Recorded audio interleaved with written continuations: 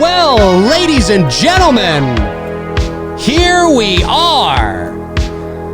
Good evening. It is 7:07 p.m. Eastern Standard Time, Monday, February the 24th, 2020. This is episode 58. We're watching Halloween 2018 tonight. Tony, Michael, and I, we are live, ladies and gentlemen.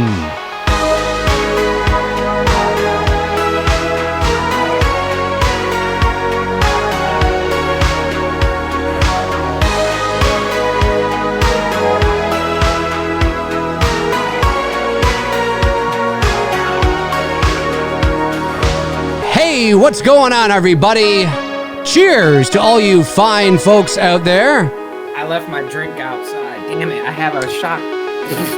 I made a whiskey glass before, and I was gonna do that at the beginning of the show. Well, there's my water. Shit. Oh, well, hey, that's okay. I just used water myself, so I think we're okay with that. Tony, Michael in Atlanta, Georgia. Dave McRae. I'm talking to myself in the third person. I am in Toronto, Canada. Break the fourth wall by looking in the camera. That's right. That's some Kubrick level shit right there. It's some very Kubrick level shit. It was a very mild, uncharacteristically spring sort of feeling day today here in the GTA, Toronto, the Greater Toronto area. But tonight, overnight, we're getting some snow. So we're not out of the woods yet. Mother Nature's been just raining on us so bad today. It just, it was kind of weird. It was a very ominous, cloudy, just foggy, rainy, heavy rain, just that nonstop rainy day, which coincide to what I think most of us, spent a little time with this afternoon watching the Kobe Bryant tribute ceremony. Right. I watched a little bit of that. Freaking lost it when his wife started speaking. I was like, damn, man. There's not a dry eye in the house. There wasn't a dry eye in my house either. So, yeah, it was just kind of that weird, we're in Atlanta here. We're getting this really dreary, day, and then there's that going on. So, but yeah, you guys, I mean, the North this year, you guys have gotten better weather this winter than we have. We've actually had a pretty. The winter hasn't been too bad. We've gotten some snow dumping, and then it'll stick around for maybe the better part of a week, and then it warms up, and it for the most part disappears, and then it'll be sort of greenish for a couple of weeks, and then we'll get a dumping, and then with all likelihood it'll probably start. And that, you never know what kind of. Well, you're from Connecticut, so you know. Never know. It's Russian roulette with the winter. You never know. Sometimes you get through it and you're like, you know what? That wasn't a bad winter. And then other winters you're like, fuck, stop snowing. Yeah, didn't you do a quick video not too long ago, within the last year or two, if I remember, the way you angled your camera, it was like you were on Hoth. You know what I mean? It was so cold and wintry. I believed watching the video, this motherfucker is out in the middle of Hoth right now. Yes, there's a park near where I live, and this was last winter, I think, and I went for a walk intentionally to do that. It was a windy day. It was probably about minus 30 Celsius. That is, to my American friends, before you lose your shit, Celsius, which whatever the hell that is in Fahrenheit. But it was cold and windy, and I did that thing, and I fell into the snow, and I'm like, Luke. Yeah, that was fun. That was fun to do that. Okay, hey, before we watch Halloween 2018, we got 156 people watching. I want to say this because this is always exciting, because not everybody, those watching may not know. This week, myself and Bruce have started the audition process for It's Me, Billy. For those of you that do not know, It's Me, Billy is the short tribute / fan film that I am in late development on, moving towards pre-production. It is a Black Christmas fan film. We're going all out on this one. We want to deliver something of high production value and quality for you guys, a la Never Hike Alone type of quality and Dylan's New Nightmare. Fan films are becoming sort of real top-notch shit now, and we're really excited about this. And we've entered the. I know that there have been quite a few people that have reached out to me asking how they can audition. As much as we appreciate that, this is we're we're obviously only accepting auditions from professional actors. So we've gone that route. And we've been receiving submissions already, which is really exciting. Some great talent submitting, and the official synopsis for It's Me, Billy was released. I released it yesterday, the official synopsis for the movie. And that synopsis, I should have been better prepared and brought it up on my on here on the actual screen, but I will read it for you now. It is where do I go here? Hang on a sec here. Let me go to my page and let me read it to you guys before we begin. This is the official synopsis. Most of you probably already saw it, but this is the official synopsis for It's Me, Billy. And then there's one other thing I want to say, and then we'll dive right into the movie. So, unaware of the danger that's hunting her, Sam and her two best friends are spending Christmas Eve at her grandmother's old country mansion, stalked by a sinister evil that's been lurking in the shadows for nearly 50 years. Sam is about to come face to face with her grandmother's chilling Christmas past, the deranged psychopath known only as Billy. So for those of you that are maybe were a little miffed or upset that you didn't get Billy in the new Black Christmas film, you will be getting him in this film. This is a unofficial, obviously, sequel to the original film. This picks up roughly 50 years later, and I can't tell you anything more than that right now. But let's just say that I just hope we get to make this movie. Oh, are you there, Tony? Oh, I've lost you. No, I cut. You know what I did? I cut the mic out while you were reading the synopsis. Oh, I see. People didn't have to hear me chewing on my popcorn. Chew it all the way, man. Chew it all the way. I love it. But yeah, that's the synopsis, and we are. Somebody asked me yesterday, and it was a very good question, and I just want to say this. They asked, why would you cast before you have the budget for the movie? Because, I made it very clear that we are starting our Indiegogo campaign. The goal is this April. And although we haven't done the budget breakdown yet, we're in the process of doing that. Ballpark, we're looking probably to raise in and around 40,000 or so. And which is not bad. And I mean, even for a short film, it costs money, folks. I mean, you got to rent your equipment. You got to have insurance. You got to rent your locations. You got to, so it's not cheap, but certainly the crew we're assembling and the actors we're assembling is exciting. So the reason why I wanted to do it this way first, and the actors are under no, delusions. I mean, they know that for this to become reality, it largely depends on raising the funds and the money. But sometimes films through Indiegogo or, Kickstarter or whatever, sometimes they will have a cast already in place to help with the visualization of the reality that could be coming. Because sometimes it can help potential donors to see that, hang on, these guys are serious. They not only have their crew, they have their cast. Oh, that's who's playing that person. I can picture that. Okay. It gives authenticity to the project. And hopefully we can raise the money that we need, and then we'll be able to deliver on that. So we'll probably also set up, although I haven't confirmed this yet, we also may set up a donation sort of email as well, whereas maybe you've already, contributed to the campaign, but you also want to just contribute some more, but you don't necessarily want to, contribute to another, tier because you don't want, 10 DVDs or like whatever the case is. Yes, that's right. A Blu-ray will be an option. But maybe you just, you have, $5 and you want to donate it to the campaign. There may be a platform where you can do that as well. And everything raised, of course, goes right into the production of the film. And hopefully we'll be able to raise it. Myself and Bruce will be on this channel talking about it. Tony and I will be talking about it, and really promoting it and just trying to create awareness for it, because It's a really good script. It helps to propel the narrative forward.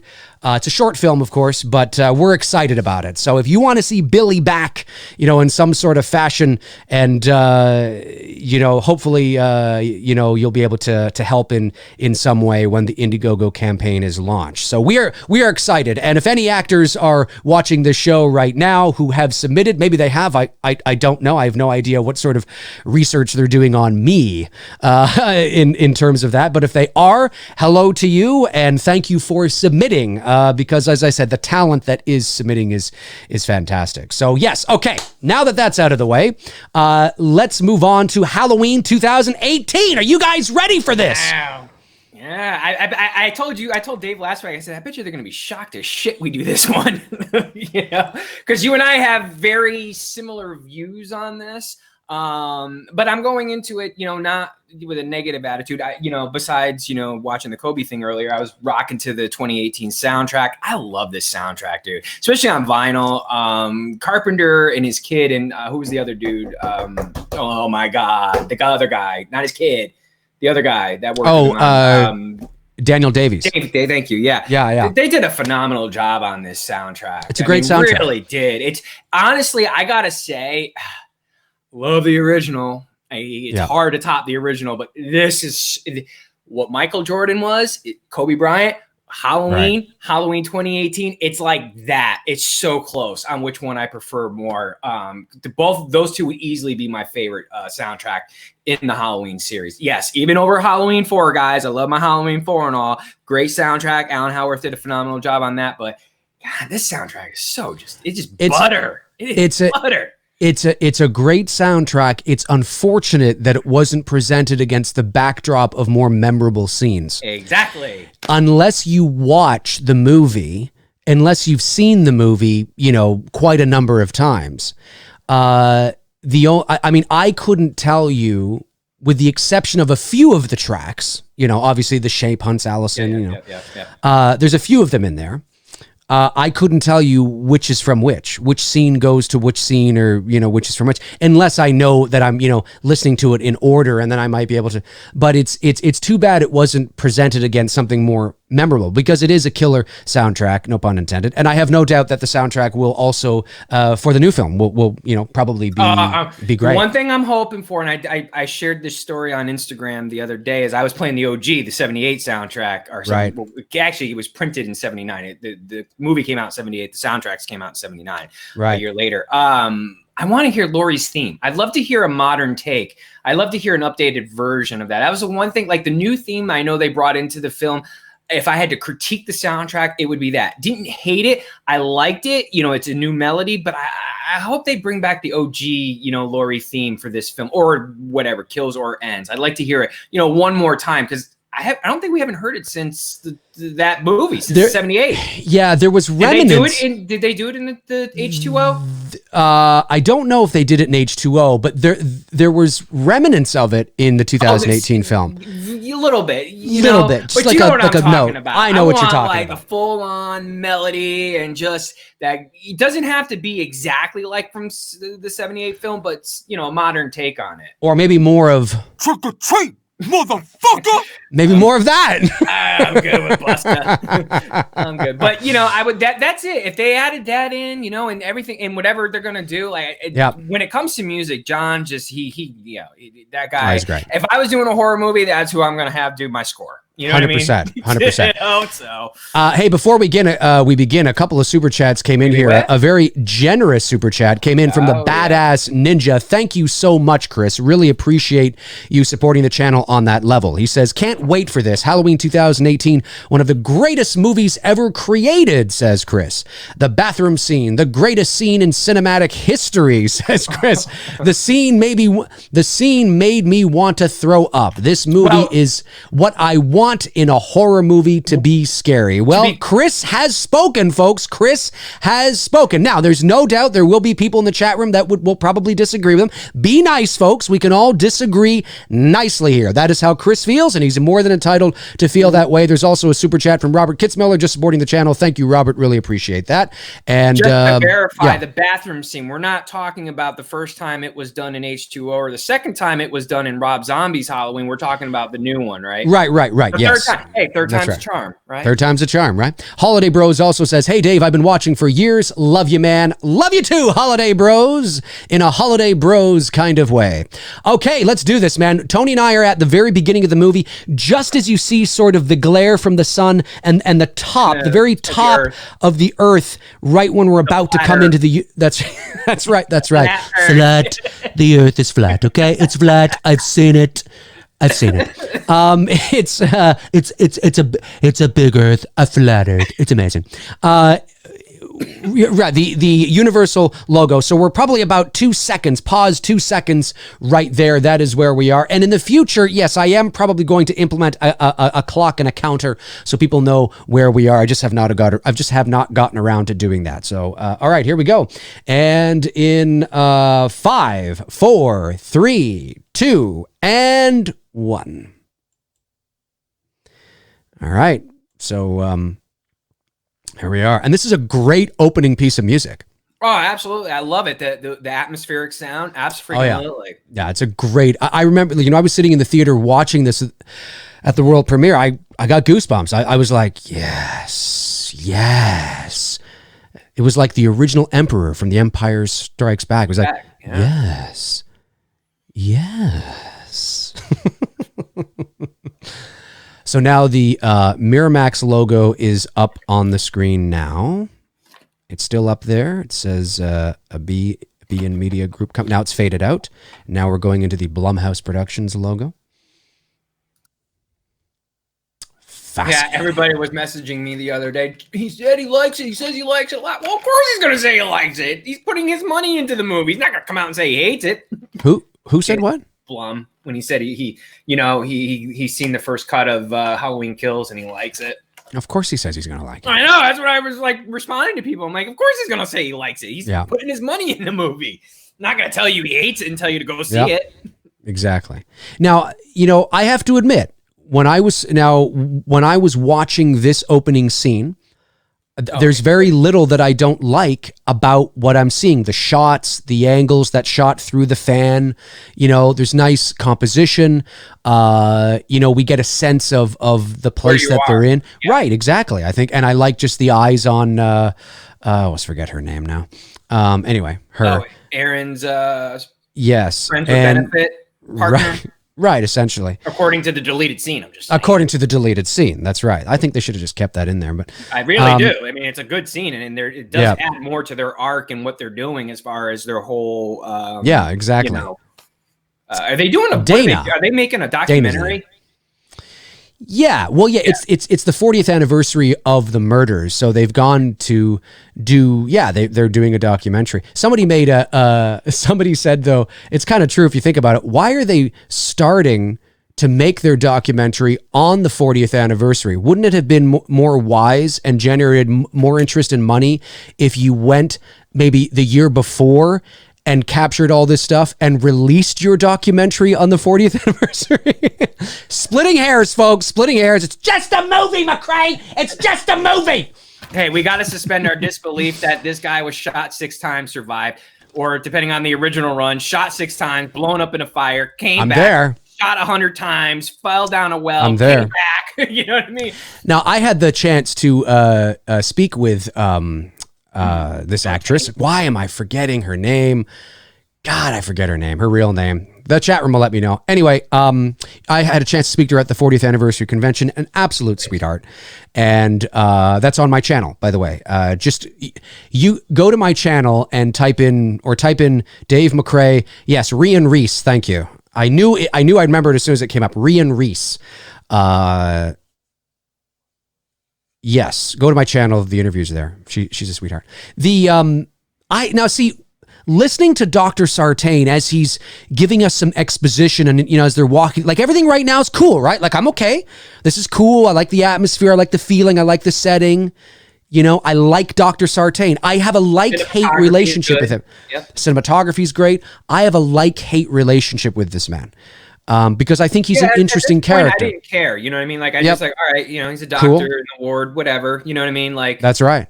Now we're getting obviously our first shot of the man. You know, I love the framing of this, beautifully framed. Not only sun flare, you know, little sun flare and the there. symbolism of the checkerboard, you know, or the chessboard. I mean, just there's so many layers there. I mean, it brilliantly done. Whether the production designer just liked the space, because that's a real location. And the ground actually looks like that. I mean, they didn't build that. So whether they were looking for something like that or they stumbled, like, I don't know if it was in the script, you know, and it says, you know, exterior daytime, Michael stands in chains on a checkerboard, you know, floor. I don't know, but it was a brilliant decision nonetheless. Now, we can kind of see his face there. But I remember blurred out enough. It's blurred. It didn't. Side shot. It's a side shot. You know, it's not totally revealing, you know, his face. You're just getting like this portion of it, which is cool. I like it from a photography point of view. Right. I understand what you're saying. I probably, if it were me, I would have even shown less. I think I would have shown just his shoulder there from the front, and then when you go to the back, you see the back of his head. Yeah. But not shown, because there's a moment where he turns and you kind of see that eye, and I get it. They want to show you, oh, look, you know, it's do you remember Tony Moran? Remember when he was poked in the fuck? Oh, no, I guess he wasn't poked in the eye, but you remember him when they showed his face and his eye all fucked up? Look, it's fucked up again. Look at it. I get it. I get it, but I don't like the mask. I think my weathered mask is better looking than theirs. To be honest with you, the way I weathered this one here to age it, I think this looks more realistic. It has a little bit more of the OG look, but it is weathered. You know, it's not like how it was at pristine. This, I thought like, I thought you went too far with it. You know what I mean? Like, I think there was a happy medium, like what I did with my mask. I understand. Or a little bit more. This, I thought like it just was too much. They went too far with it. Yeah. Figaro!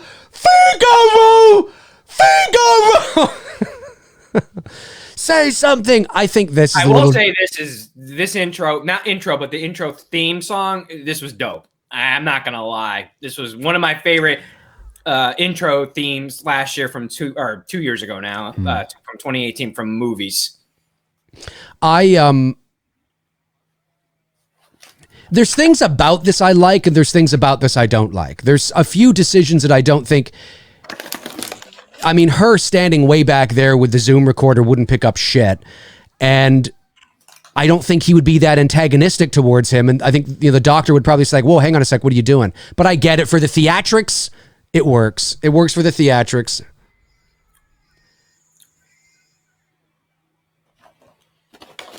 Now, I will say that the opening credits here. To this day, it's only been a year and a half. I do think that they move too quickly. What, with the reverse stop motion animation?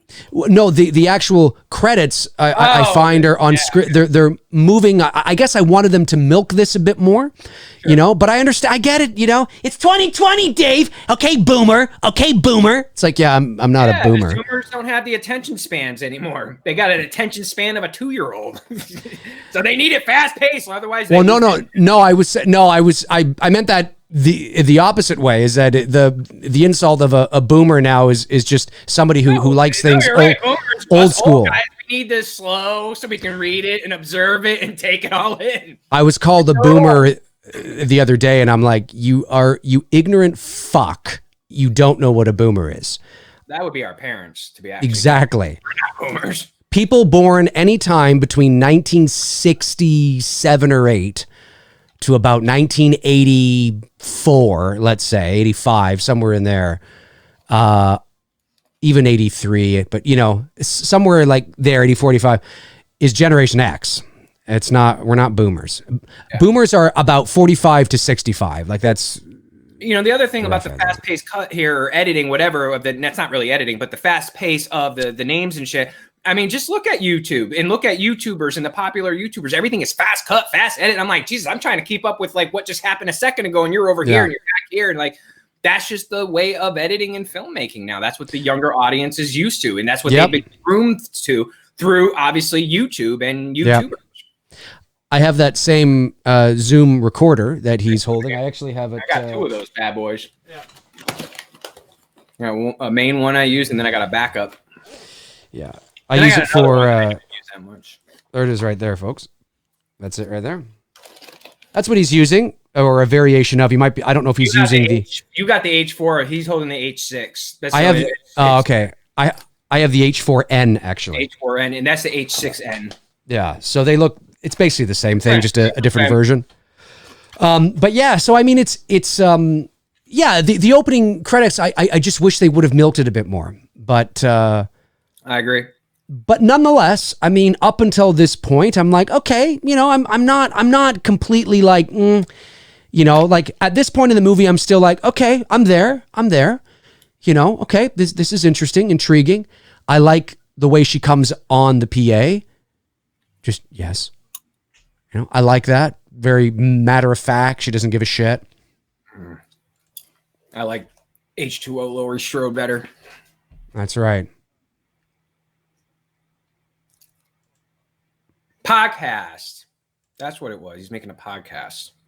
Which in that case, if he's making a podcast, then he could actually do it the day of. If he's not doing a documentary, if he's doing a podcast, he could do it all in one day and put it together. Yes, but that's what he just said. Yeah, he was doing a podcast. So if he's not doing a documentary, then he doesn't need to be there a year ahead of time. If he's just I suspect he said podcast just to make it seem. Well, who knows? Who the fuck knows? Who knows? Let me see here. Did a super chat come in? I don't know. Let me see. Let me scroll back. I thought a super chat did. Yeah, Robert Kitzmiller sends a super chat. Thank you, buddy. Says, listen to the first things Dr. Sartain says when they walk out into the graveyard. Dead giveaway. Dead giveaway for what, Robert? What? I didn't see your thing. You'd have to at me and let me know. Because was yapping over that, giving some thoughts. I do like that when we first see Laurie, it's the back of her head. We don't see the front, because they could have revealed her character by opening the door and we see her face. Yeah. That's not how they do it. They just do it here. Very sort of matter of fact. She's, you know, very matter of fact.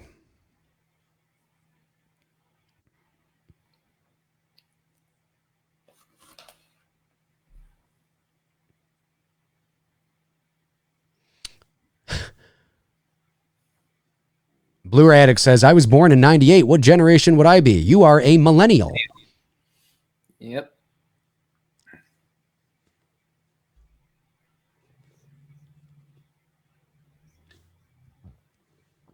Listen to this woman.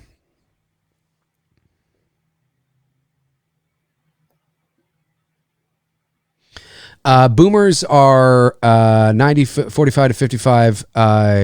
Yes, that's true. But they move into the 60s. Now, here's a question. He says that he read that she said that he quoted him being the boogeyman. Just out of curiosity, why would Dr. Loomis make that as a note in his file that, oh, he asked if that was the boogeyman? You know what I mean? Because he would be the one to write that as the note. He was the only person in the room when she said the line. So, like, right. Why would that, be something that he would put in a case file that Aaron would read about? Like, just whatever. Right there, I was already starting to really dial out of this movie. I was like, well, why? That doesn't make sense. I mean, I will say this, that this is, again, one of the stronger elements of this movie is Jamie Lee Curtis's portrayal of Laurie Strode. She brings her A game. I said it in my review of the film that, there are a lot of things I did not like about this movie, but Jamie's portrayal is not one of them. I appreciated her approach. I believe that she's this woman.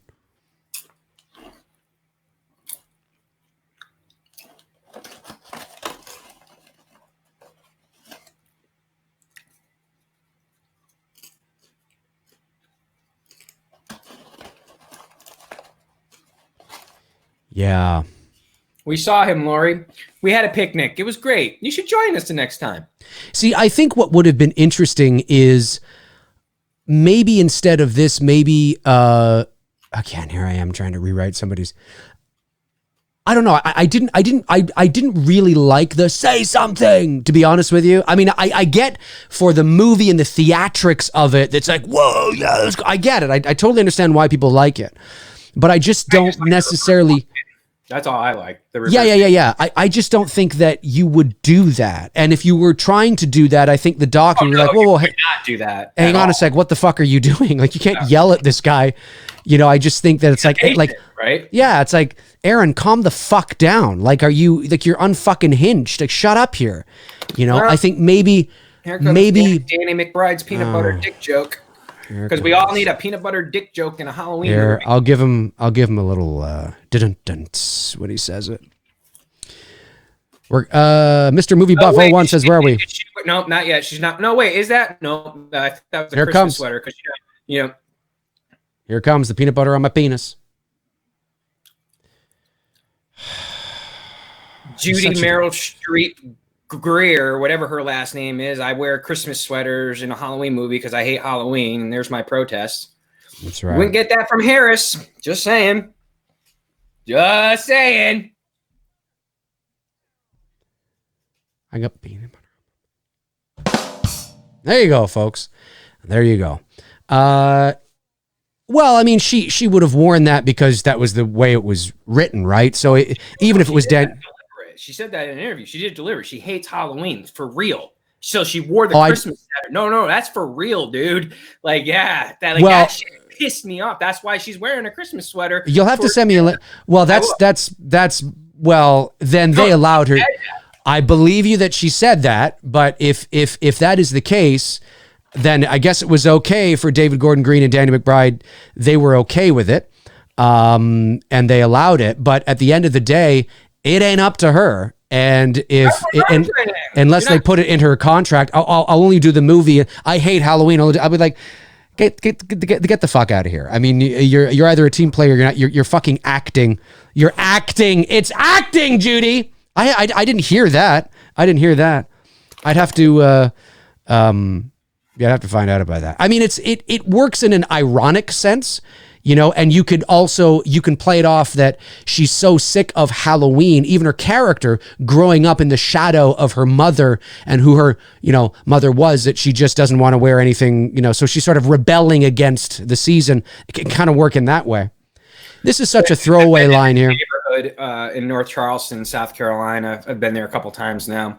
Right. My cousin lives close by there. My cousin was getting married, and I'm doing her wedding photos in October this year.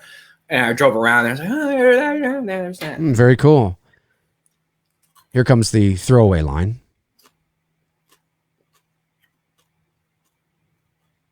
Oh, the brother thing? The brother thing. Wasn't her brother? There's no need for this. You know what I mean? Whatever. Well, what's ironic about it is that you're actually just reminding me of what we're supposed to be omitting. Right, but here's the irony of it, because listen, it's obviously purely just for the fans, because if this is a sequel to the first movie only, well, in the first movie, it was never revealed that they were brother and sister anyway.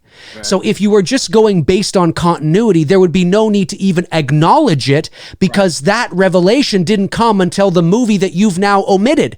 So you're saying that movie does not your audience, basically. Right, exactly. Right. So you have to explain it because you know that your audience is familiar with the brother-sister arc, which I get it. I understand. But it doesn't go anywhere. It's just a throwaway line that feels shoehorned into me. It feels really sort of on the nose. Yeah. I get why it's there. I understand why it's there, but it's ironic because the movie that we do know, they weren't brother and sister anyway. So, and it wasn't revealed in that film. So it's just kind of, it seems pointless. Lonnie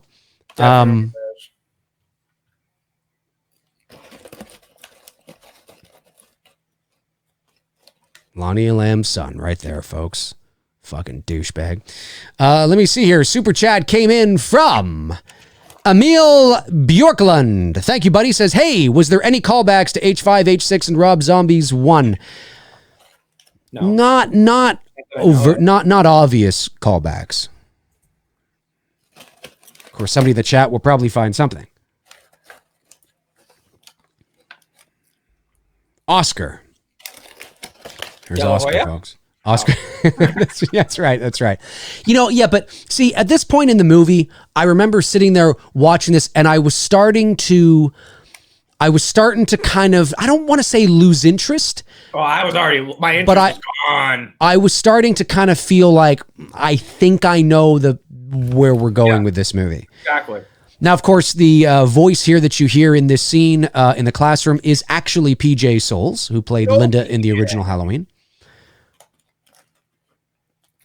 Now, the audience laughed at this scene. Let's get our callback to Halloween. Yeah.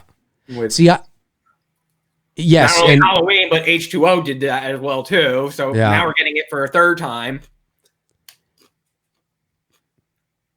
And that's the shit that was taking me out of it. It was just like, I've seen that scene done 3 times now. You know what I mean? Like, this is supposed to be original, and you're reminding me of something that's not done not only once, but now it was done twice in H2O, and now a third time. Is it just me? I don't think it is. I mean, I will go out, I will say that it's not. But this scene here, where we have Allison on the right side of the frame and Laurie on the left, it almost looks like it's green screened. It's weird lighting. I don't know what it's not. The lighting. It's the lighting. It's very strange. It's the lighting, and it's the fact that they're rather than creating, it's the camera guy's fault. He should have known better. She's too close to them, where it's creating that depth of field background where the guys are blurry out. She should have been further away so that the blurry guys in the background, the depth of field that they're creating with the blurry background, bokeh is the proper term.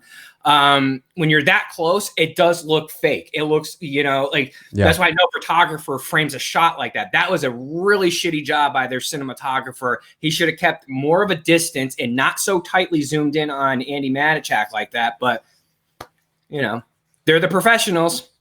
I will say that I do like that she has a better relationship with her granddaughter than she does her daughter. And the reason why I say that is because that's very true to real life. In a lot of cases, in a lot of cases, mothers that have toxic relationships with their own daughters for a variety of reasons will often, not all the time, of course, but you will often see them have better relationships with their granddaughter. It's not so personal at that point. So I do like that. It felt very realistic to me. Even though at this point in the movie, it was feeling very generic to me at this point. Yeah. But this scene here, where we're hearing Dr. Whoever they got the actor to be Loomis. Dr. Loomis, the voiceover is good. I can tell it's not him, but it's good enough that I believe it. I can go, okay, yep, I believe it. It's better than the guy who did the opening for H2O. I will say that. Yeah, Tom Kane, I believe, was the guy. It was the voice actor that did. I can believe it. I can believe it.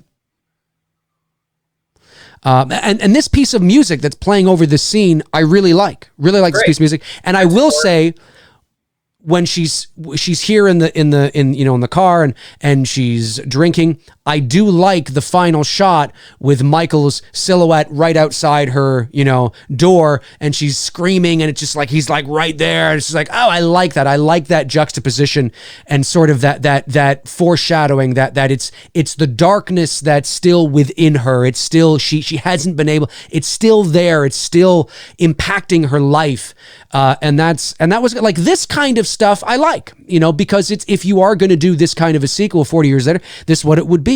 The bus driver in this right there with the glasses. Yeah. He reached out to me. I forget his name now. Maybe he's watching. He reached out to me back when the movie was coming out to say hi and talk a bit about the experience working on set. So I forget your name now, buddy, I'm so sorry if you're watching. Hello to you. And your scene was short, but you did a great job. What a hell of a bus driver.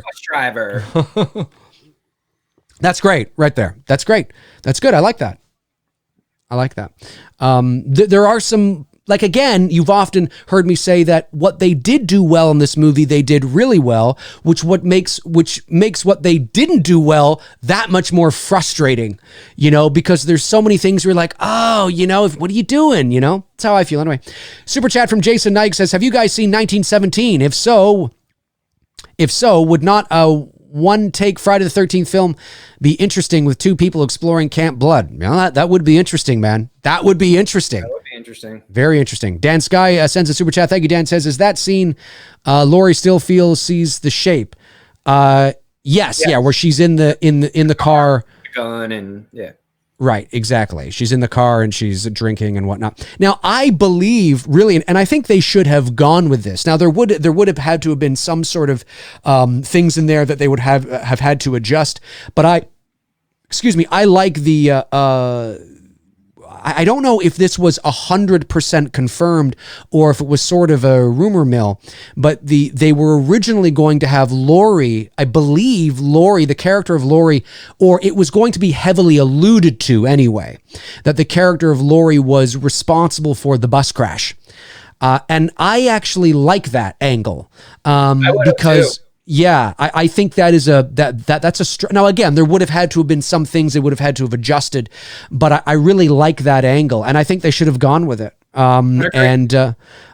Because it also makes her responsible in some sort of weird way, again, for the carnage that he's about to create, which only, fuels just the layers that you could dive into that on just are fascinating to me.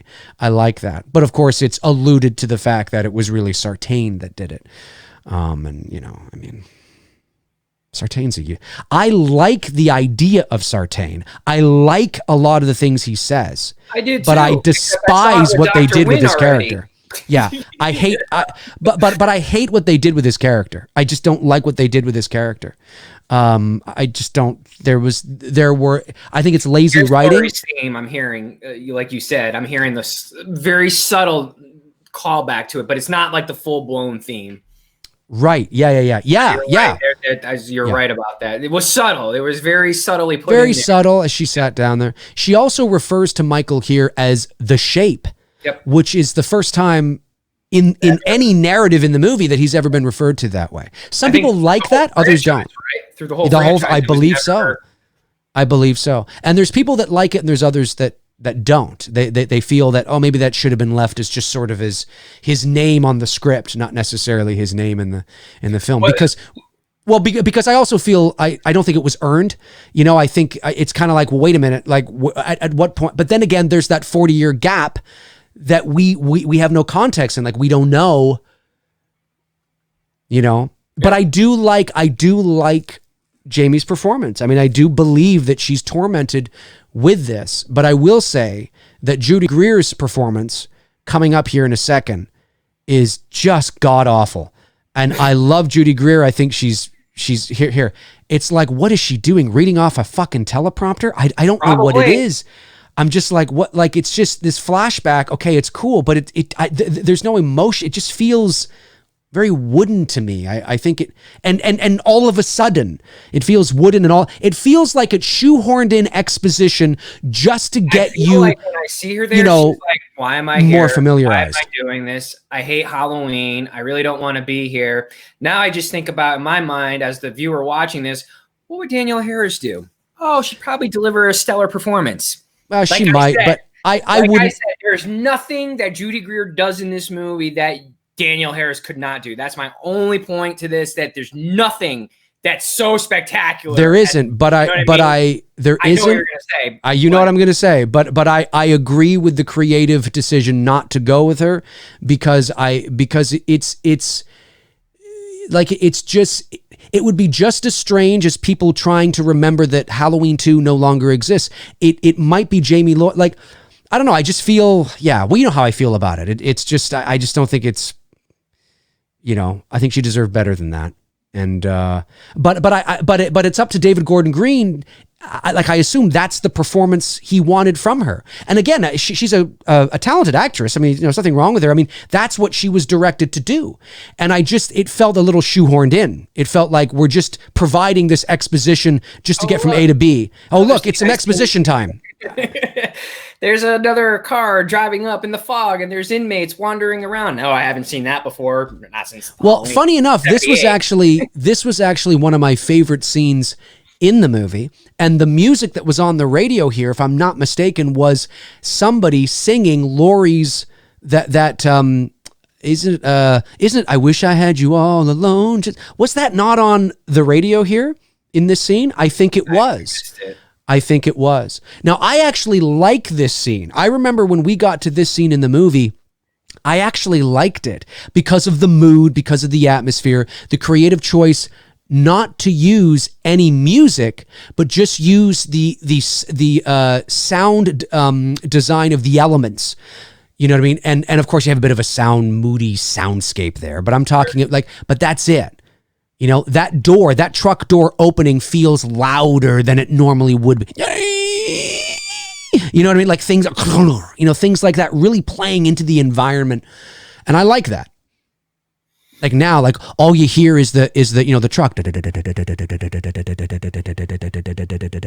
the kid's like, Dad, and he's, I was like, okay. It was the first time in the theater, me thinking to myself, now this is, Dave McRae kind of mood and atmosphere. Like this is, it's building that tension, that suspense, can't find your father. There's no music. So there's no musical cue that's tipping you off as, the audience, like, hey, something's about to happen. No, it's just playing very sort of organically. And I like that. This was me in the theater at this point.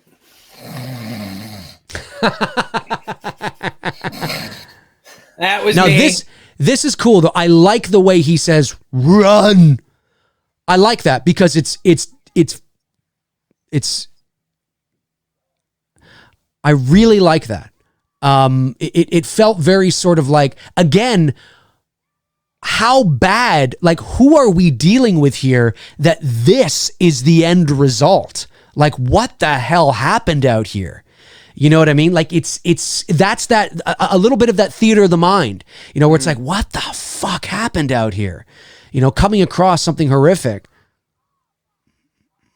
What the fuck was he doing back there anyway? Well, we find out later on Jerking he's off? helping Michael escape. Oh yeah. But I mean, like at that moment, because Michael at that moment's in the back of this truck. And this was good. I like this. Killing a kid. Killing the kid like he killed Annie in the first film? Yep.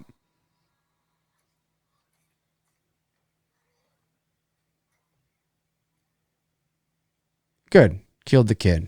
Good. And we're going to have him go up against the window just like Annie did in the first film.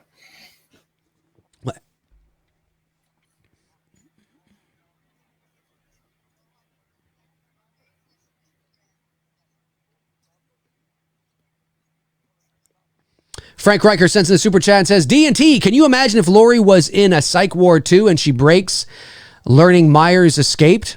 That would be interesting. That'd be interesting. That would be interesting. Jack Carter sends a super chat, says, do you think Deborah Hill is often forgotten about? Yes. Yes, I do. Yeah, she died in 2005. Deborah Hill died before the convention, pop culture convention, and the rise of social media really took off. Because there was conventions, but it was very low key. Yeah, and social media was virtually non-existent. I mean, you had MySpace, but that was about it. And every time I see this actor, I always think of his line in Gone in 60 Seconds. Brother's love is a brother's love. You ever seen that movie? No, I just think. Oh, that's right. He's in Armageddon as well too. Mm-hmm. Now this again, here's another one of those things where I'm like, what the fuck happened here? Look at this guy's neck. I really like that.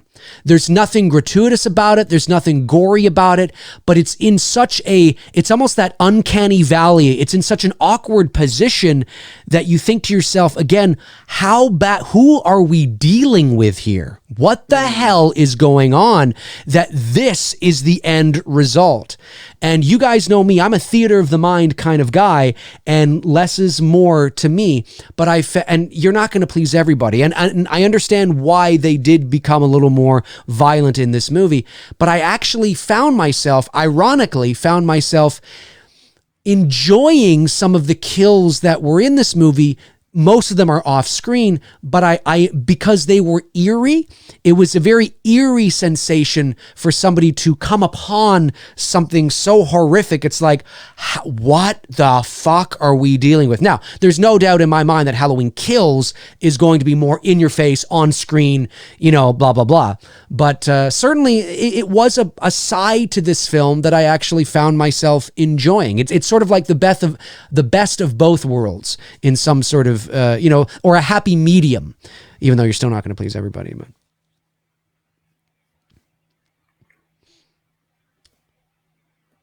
that's right.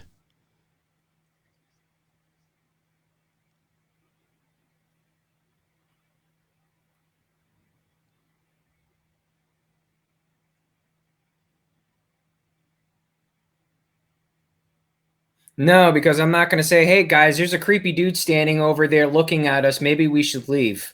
That's right. I mean, now, like, okay. Yep. This is a character, Barker, and Dorsey, I think is last. He was a fine actor, but Jesus Christ, why would you have this? Why would you direct the actor to be this way? If he's the sheriff of the town, listen, you would think that he'd be, I love the way that Will Patton plays this character. I love the way he calls it the babysitter murders. I love that. 1978, 40 years to this day.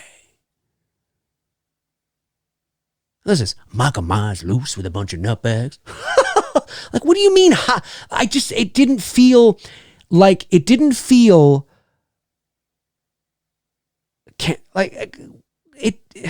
it feels like a character from one of the later sequels. Sheriff Barker belongs in Halloween 5 or 6. Right now is you're critiquing the film and everyone's like, oh, Dave loves it. I say something critiquing it and everyone's like, Tony hates it. I love how unbiased the chat room is right now. What are they doing? I'm not even paying attention to the chat room at the moment. Being unbiased. Oh, yeah, because, I need to see a resurrection van to remind me of Halloween Resurrection as well, too. Oh, and coincidentally, of all the gin joints in all the world, Michael and Aaron are going to show up to the exact gas station where Michael's going to go and jump the guy in the shop right now. And no, we haven't seen that before, Halloween 4, and get his jumpsuit. Oh yeah, there's a lot of fan service and throwbacks in this movie. There's no doubt about it, and there were a lot of things that I didn't agree with, and many of the things that Tony talks about. But that and the way Barker was written, I just don't agree with that. I don't believe that the sheriff of a town that arguably probably is most identified with a horrific event that happened 40 years ago, whose main, only surviving victim still lives on the outskirts and is probably this crazy vigilante lady working with a department where you have the first on scene, arrest. I just don't believe that he would be so off the cuff with it. He feels like he belongs in Halloween 5. Yeah. I don't know why you just didn't make Hawkins the sheriff. He's much more, he's a likable character. He's more of a believable, it would make sense of him having worked for the department for so many years, working his way up. He becomes the sheriff and you keep him around. You don't kill him, you keep him around. And maybe he is still around. Maybe he's going to show up in Halloween Kills, who knows? But certainly I did not like the character of Barker. And it's nothing against the actor. They're just there doing a job. I don't like the character and the way the character was written. I just think it's pointless. Yes, and here, of course, is your nod to Halloween H2O. Of course, they take it a step further. Combination of Halloween H2O and Rob Zombie's Halloween. That's really the combination of the two. They took basically what happened in H2O, they added it to it, and they took what happened in Rob Zombie's Halloween between him and Grizzly Joe. Grizzly Joe, bathroom, that's right. When Aaron and him go at it, and basically hybrided it into this scene. Again, this is what I'm talking about. You're recycling shit that we've seen already. Okay, there's a difference between being nostalgia, like Halloween 4 was. Halloween 4 was nostalgia, but it didn't copy what Halloween 1 and 2 did. You weren't getting duplicated scenes that we've already seen. All this was like, okay, we've seen this before, so let's just recycle it and do it all over again and try to dumb down our audience even more, rather than maybe taking a beat going, how can we think of more of an original way for Michael to, have a confrontation with Aaron to get the mask, rather than doing something that we've already seen and basically forcing it. Again, here's the garage scene. Loomis discovering the body on the ground, or well, no, the body was hanging and it fell down when Michael got the jumpsuit in Halloween 4. Aaron discovering the body on the ground here. Same thing. You know what I mean? It's just like, I understand. When movies do that. You're not wrong. Do you know what would have made this scene different if they wanted to keep this scene? Is have it take place at night. Yeah. And utilize, right. So all this is going on right now. She's crawling underneath. There's moonlight coming in through. All you see is the moonlight bouncing off the tiles. It bounces off her face a bit, and it gives you the opportunity to buy into the mystique of the character of the boogeyman. He's there. And then he's maskless, right? But it works. You don't have to think of ways of how we can hide his face or not. No, just shroud it in darkness. And maybe you have a shot, a POV shot where she's on the ground looking up at him and all you see is his silhouette as he's, going like this at the camera, trying to grab shit and stuff. And you have it at night and then Aaron, comes in and it's like, oh my God. And this whole thing here is happening at night. That would have been really scary and frightening. And then when he puts on the mask, just like he does Grizzly Joe in Rob Zombie's Halloween, and get all violent and bloody. And once you take it to that level, yeah, it's true. Now it's not Halloween anymore. You were telling me going into this project that we're taking back to the original. We're going to give you the original. We're omitting everything else, but you're doing all these callbacks and you're making it bloody. You're not honoring the original. You know what I mean? Yeah. No, I understand. Blood. I understand. I do. And of course, Tony and I do also understand why they made the decision they did. But certainly, no, you're right. And then, of course, if this happened at night, when he puts the mask, I love the shot. I love the decision to shoot. I mean, maybe I would have done something a bit, different. But if this is something I had to shoot, I would have said, why don't we do this at night? This is the most iconic Halloween scene ever. Michael Myers, slow motion, closing a fucking trunk. Well, what I think is that, I think there's a lot of untapped potential. And what if this happened at night and we see him putting on the mask because there's one single sort of, lamppost. There's one light source outside kind of coming down on him, and he closes the trunk, and right there, it's just this light shine, and right through the back of the car, it's all dark, and you just see this one. It's like, there he is. He's back. Again, if anybody from the film is watching, I mean, listen, making movies is tough, right? Making movies is fucking hard. And being original isn't. I'm certainly not coming down on, I'm not here to come down on anybody, but there were creative decisions that were made in this movie that I think with maybe a little more thought and a little more time, you could have utilized, better the identity of who the Shape is. Like, there's pockets of it in here, but like I've often said, it's a fine, serviceable, well-made, well-produced, well-done, modern-day slasher movie, but it's just not a very good Halloween movie. And it was on the cusp. There's moments where it's like, who knows, right? We'll see what they do with Halloween Kills. But it's not, I mean, listen, it's not a shit show or anything like that. Johnny T says, what about the BF Dave's line, being just a guy who killed a few people with a knife without all the sequels, how notorious of a serial killer is he? I'm not quite sure I understand, Johnny T. What about... Yeah, I'm not sure. BF Dave's line, and Michael Myers being just a guy who killed a few people with a knife without all the sequels. Well, look, I think if the original Halloween was the only one in the series, yes, I think it would be still a classic today because of its pop culture impact that it had. Even that first movie became the highest grossing independent movie in history at that time.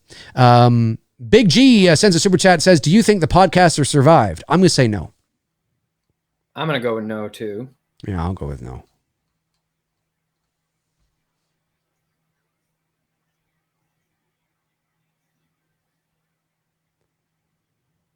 Sometimes I can't tell the difference, Karen. Do you know who I fucking am, Karen? Do you know who I am? Holly Klein said he was Mookie. M.E. says, hey, Dave, will you go out on one of your Michael masks? Will I go out on one of my... I think he means like, will you go out in public, like in general, and wear your mask? Oh, no. Why would I do that? I mean, just like to the grocery store to pick up groceries or something? No, I don't think so. Ethan LeBlanc says, missed 2 super chats above. I did? Let me see here. Let's scroll back. Jack Carter says, was it Jack Carter? Says 78 film was more like a game. I wish 18 felt the same. I agree, Jack Carter. There was Jack Carter, and then is there another one I missed? I'm looking. I don't think so. Let me bring up the other window because I want to make sure that I don't. You know what I missed too, and I was thinking about this in leading into this show tonight, knowing that we were going to do this. I miss, and every sequel since the original hasn't done this, and they haven't done it really effectively. But Michael stalking his victim, and what I mean by stalking is being in the shape. Being the guy in the creepy guy in the yard staring and looking at his victim, being the creepy guy peeking out from the bush and gone. Why did we stop that? It just seems like Carpenter laid the foundation to that was Michael's personality, that Michael didn't just go to kill. He patiently waited. He was he was like a lion on a hunt. Yeah. You know what I mean? Like we went away from that. Now he just goes. And I don't like that in any of them, whether it's Halloween 4, this version, whatever. I want to see OG Michael like we see in the original film where he's lurking. He's there, but he's letting him like, you know what? I'm going to close in on you. Because ultimately that's what he does with Laurie. He closes in on her till we get confined, in the closet at the very end of the film. You know what I mean? Gets closer and closer. Why are we not doing that? Well, I don't know. And I agree with you because one of the things that this scene or this film did not have was a good stalking scene. Now, I mean, okay, here, I want to talk about this for a second. We're at the scene here. We are 45 minutes, 15 seconds into the movie. Oh, you mean when he kills Mrs. Blankenship? The callback to Mrs. Blankenship? 100%. This is a callback to part 2. Absolutely. With the hammer and everything. This is, the way that this was executed, again, I don't understand. And I say I don't understand. It's more, rhetorical. I do understand. But I don't understand why we're seeing him as clearly as we are. I think that walking under I think you didn't have to have those lights on. I think they could have had him off and made him more silhouette. That's correct. And even in here, I don't like how much we're seeing him there. I don't like that. Again, just a creative decision that I don't agree with. When it comes to the character. Now, I was talking to Marion Singh, of course, whose death is coming up here in a second. And when he went around the corner there, the guys came in with blood, poured it on the table. She sat down, did all this. There comes the baby thanks, noise. Guys. I meant Mrs. Elrod. You guys knew who I was talking about. I said Blankenship. And now there is Blankenship's the woman from Halloween 6. Yeah. There is a baby noise here. There's a baby sound effect. I know that Jamie Lee Curtis provided a few baby sound effects, but there is a baby sound effect here that I am almost positive you'd have to go back. That is the exact same sound effect, and I could be wrong, but is the exact same baby sound. So if there was a baby in Halloween 2 from 1981 that went, let's just say, right? Yeah. There's a sound effect in this movie that goes, it's the exact same, no, it's like they lifted it out and did the whole thing.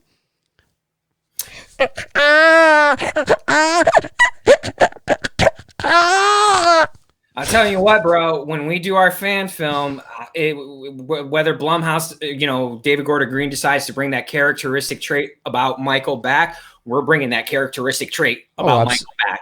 Because it's so identifies who he is. He's not like Jason, where he's just going to come in and kill. He's not like Freddy, where he's going to, kind of toy and talk to his victim. He patiently waits. Even when he kills Annie and Linda, he didn't exactly, he stalked Annie, first, he's there behind the door when Annie's trying to wash her shit, or no, when she's on the phone with Paul, and Paul can get out and then he's gone. You know what I mean? Like, he stalked Annie before he finally kills her in the car. Like, they went away from that. And I feel like that's the identity of who Michael Myers is and his strength. I always, would anticipate, when he's going to, in the first film, meaning like watching it, like, when's he going to strike? When's he going to, kill his victim? In every adaptation since, it's, let's just go and kill.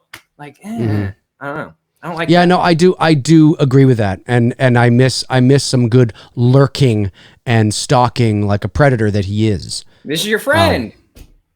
Marion, how you doing, Marion? And maybe Marion's watching. Marion, if you're watching, say something. Oh!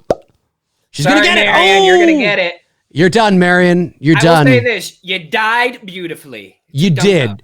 You did. Props to Marion Singh, ladies and gentlemen, who took it like a champ. I like the OG callback with the photo camera they did, the Rolex, or the Folex. Folex. Yeah, that's what I meant to say. That was, as a photographer, I kind of geeked out at that part. I was like, Right. Now, this I don't care, because today's music, it doesn't do anything for me. This is high school kids. It's like, Someone asked me that the other day, like, how come you don't talk about the girls from this film like you talk about the girls from the 80s? Because I'm old enough to be their father. The girls from the 80s horror film are older than me, so I can look at those girls with sex appeal. I can't look at these girls that way. That would turn me into a creep. That's so true. It is. We're too old, man. I can't look at these girls like that. Tony Michael, ladies and gentlemen, he'll be here all week. But you're right. You are right. It sucks, Brett, but we're at that age now. We are. Yeah. And 41 just around the corner. No. What the fuck is going on? What the hell is going on? Yeah. Now Mr. this is a part, right? Like, I'm not trying to catch a case. No way. No, that's right. That's right. Vegas Courier says, just watched the first one again earlier and noticed that he is using really in it too much. I'm not quite sure what you're saying there. Vegas, at me and say it again. This is a part. Okay, I'm not going to say that this is the moment in the movie, but by this time in the movie, I remember sitting there thinking to myself, okay, it's a well-made film, well-produced. There's a couple things I've kind of liked so far, but I know that now I know what I'm going to get. Like, I know what the rest of the movie's going to be like. It's going to be that just your standard modern day sort of slasher film with a couple of little Halloween things tossed in. Yeah. And again, look, again, making movies is fucking hard, man. It's not me coming down on the director saying, oh, fuck you, David Gordon Green, you piece of shit. No, it's not that at all. It's just, there's some creative, thing. I'm kind of like, I don't know if I would have done that. Like, but then again, they have people breathing down their necks, guys. I know. And they got, maybe there were some things that I don't know that they wanted to do. And they're like, no, you can't do that. Like, no, Michael needs to be shown. We need to see Michael. And maybe David was like, well, can we have this scene? No, Michael needs to be seen. That's what the kids want today. Yeah, but maybe we can. No, but that's what they want. And it's like, what the fuck are they going to do, right? It's tough, man. And when you get to that level, and that's why I don't really say anything negative about David Gordon Green. You know what I mean? Like, he's a talented dude. He is. I don't say anything negative. And I agree with you. I do think the over-service callbacks definitely was a producers thing. You know what I mean? It just smells. It smells like producers coming down on the director and, telling him like, hey, we need more fan service. We need more callbacks to this. We need to remind fans, because producers do that shit. I mean, you hear it all the time in the documentaries. When the producers get involved, it fucks everything up that what the director originally envisioned. So you're probably right when you say that. Was this from start to finish all David Gordon Green's idea? Probably not. You know what I mean? And I'd be interested to hear like what his original idea was. And did he feel that there was too much fan service in this film as well? Right. He's never said it. And of course, when you're getting a paycheck and you're doing 3 films, you're not going to say much. But behind closed doors, I wonder. I will say I also have trouble. Listen, I know he's supposed to be a scum piece of crap, but I have trouble believing that you would go that far at the dance. Oh, and be that obvious in front of your girl? Well, maybe he's talking to her and you can tell that he's there's some undertones there. It looks like they're a little too friendly with each other, but kissing, I'm just like, really, dude? No. Like I'm just kind of like, it seems a little too. Again, maybe I'm splitting hairs. Not a big deal. People in the chat, might be like, oh, come on. Maybe it's a common thing now in high school. It's okay to cheat in front of your girl, but maybe it is. I don't know. I didn't understand that scene. Been over 20 years since I've been in high school, so I don't know. Who knows? Maybe you're right. I mean, God, don't say that, man. I know. I was in high school when Clinton was president. Pretty soon we'll be saying 30 years. Yeah. It's not that far when you think about it. But I get it. Like in terms of, okay, he's Lonnie Lamb's son, he's the product of a, not necessarily a, positive upbringing, which obviously they will expand on in the next chapter. And Allison she's a likable character. She's sweet. She's attractive. Andy Matichak, I think she's a great character. I'm totally on board with her character. But at the same time, I've often said that I couldn't care less what happens to her, though. Because, like, right now that might change by the end of Halloween Kills and how they continue to develop her character. But this movie is really Laurie's story. And they keep going back to Andy, to Allison, as if to kind of say, hey, let's not forget about her. She's the up and coming one. She's the next in line kind of thing. But I just didn't find the thing she was doing interesting. I didn't find her story in this movie that compelling. I found the angle of the boyfriend and the kissing. It's kind of like, oh, that's kind of cliche. I don't know off the top of my head what else you could have done with her. I'm sure there are many other things, but the most interesting part, of course, was always, the Laurie angle of it. She's that connection to the past. She's the one that you are emotionally attached to from the very beginning. All of these characters are just serviceable 1.5 dimensional characters servicing just, Michael to be killed to be killed by Michael. And I get it. I mean, I do. Sure. Understand it, but I think that's why I think making Hawkins the sheriff, having that one other character, like in the original Halloween you had Laurie and you had Loomis, having that one other character in this movie would have been really interesting. And I think if you had made Hawkins the sheriff, gotten rid of Barker, and given Hawkins more screen time and shown the intensity, maybe his other comrades, so to speak, are kind of like, sheriff, are you sure? What's going on? But they're not making fun of it. They're just a little kind of like, are you sure? And give him more to do. Maybe we see the relationship between Laurie and Hawkins a bit more, and we realize that they've had a history, not a sexual thing, but they've known each other for years because he was the first, officer on scene, and we see more of them and build that up a bit more or something. I just think it would have been beneficial, because right now I don't care about anybody. Do you think that capturing of him scene will be shown in one of these two upcoming films as a callback with the flashback? I believe actually. You know what I'm talking about, right? Oh, yeah. You think it's going to be shown? I don't think it's going to be shown.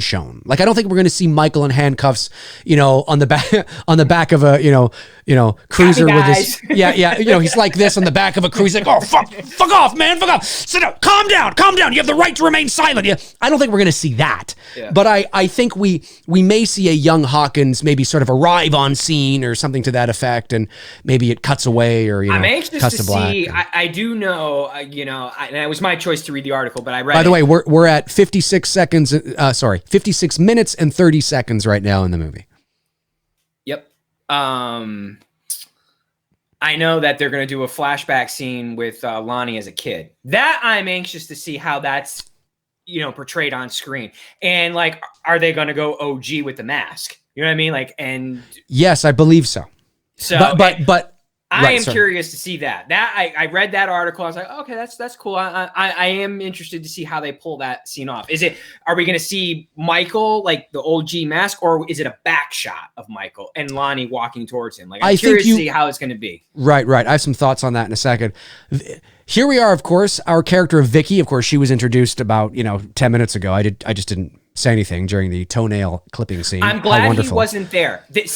Okay, this is my point of effectively doing a callback without duplicating it. We all get when he's looking over and the camera points to the sheets hanging there, okay? You didn't see Michael there. That's what I mean by you can do a callback. I'm okay with that. But you don't need to have Michael standing there and like, okay, that's the effective way to do it. When you're straight up duplicating something, it's just like, I think that's what took me out of this movie so much was that there was too much of it. If they had just pulled back and done more of like that scene, I think my opinion of this, I love that bike, by the way. I fucking really love that bike. And it really pisses me off that douchebag drops it here. Like, what the fuck? It's a nice bike. As any biker knows, if you're a biker, you know, you're like, it's a nice bike. Ugh. But anyways, if they had pulled back on the callbacks like that and done more of what we just saw with the kid there, as I was saying, I know I would have enjoyed this movie a whole lot more. This is now, Vicky, of course, here we go. She's about to be killed here. Again, I've said this 1,000 times on the channel, and I'll say it again. The kill in and of itself is not, see, Julian saying, "Oh shit!" The song is great though. I love the song. The song's great, but Julian's reaction is people were laughing in the theater. I'm like, no, this kid should be fucking terrified. This kid should be in the corner crying, screaming, "Dave, no, Dave, no, what are you doing?" Or whatever it is. He should not come up the stairs and just go, "Oh boy," and then run back down the stairs. What the fuck? It was very poorly delivered. Look, he's a cute little boy. My God, is he adorable. But and then he quips as he runs by Dave, and it's just kind of like, I don't really like this. This should be serious. This is actually fucking happening. This is petrifying. This is dead serious. I do like this shot, though, looking up at sort of a bit blurry. James Jude Courtney does the head tilt, closes the door. Great job, James. You knocked it out of the park there.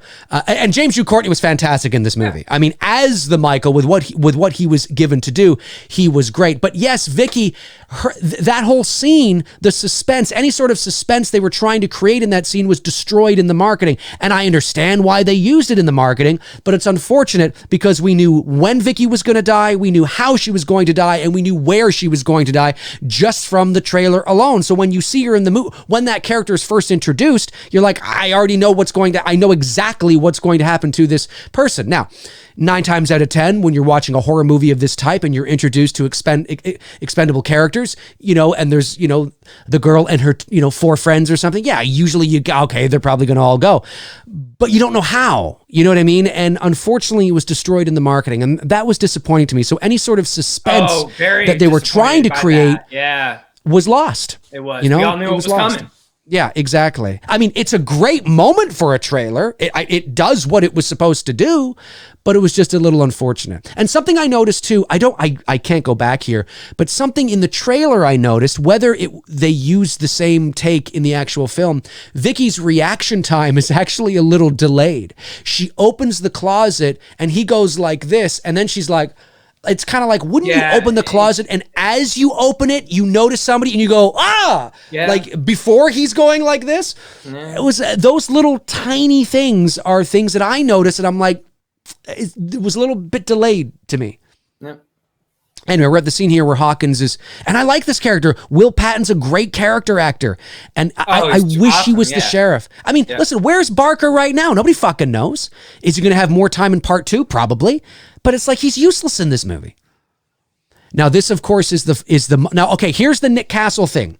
For those of you that want to know how this was done, because it changes on the breaking of the mirror. So obviously, I like that the first time in 40 years, in the narrative, why not the first time we have Laurie lay eyes on Michael, it's actually Nick Castle. So I like that. That was smart. That's really, I like the way they honored that. When Laurie shoots the gun and breaks the window, breaking the mirror. Great too, with Will Patton discovering the body and the callback. Again, a good way to do a callback to the ghost from H1 without duplicating it.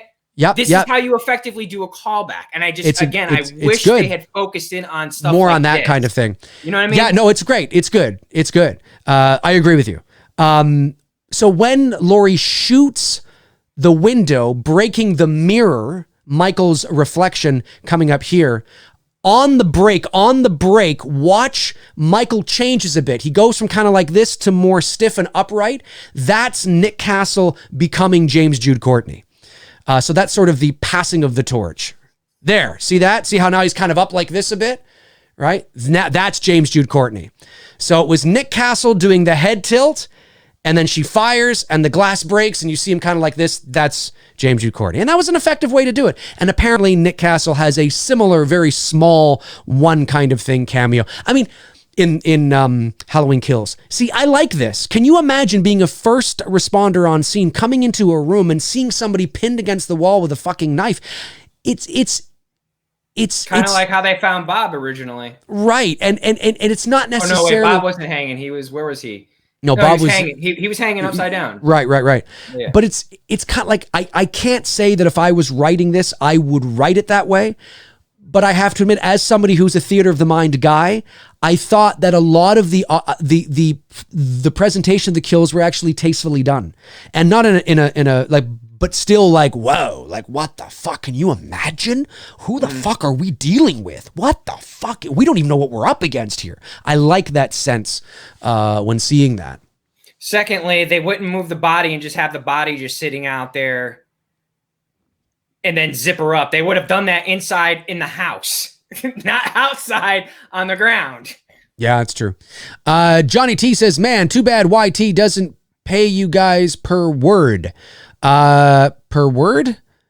What do you mean? Because we talk a lot, or because of all the people? I'm not sure what you mean by that. Yeah. Jim Dorsey sends a super chat, says, following along with you all. Now that the excitement and novelty has worn off, damn man, this movie isn't holding up well at all. Well, I think it's just serviceable. I think it's probably the best Halloween sequel we've gotten probably since Halloween 4.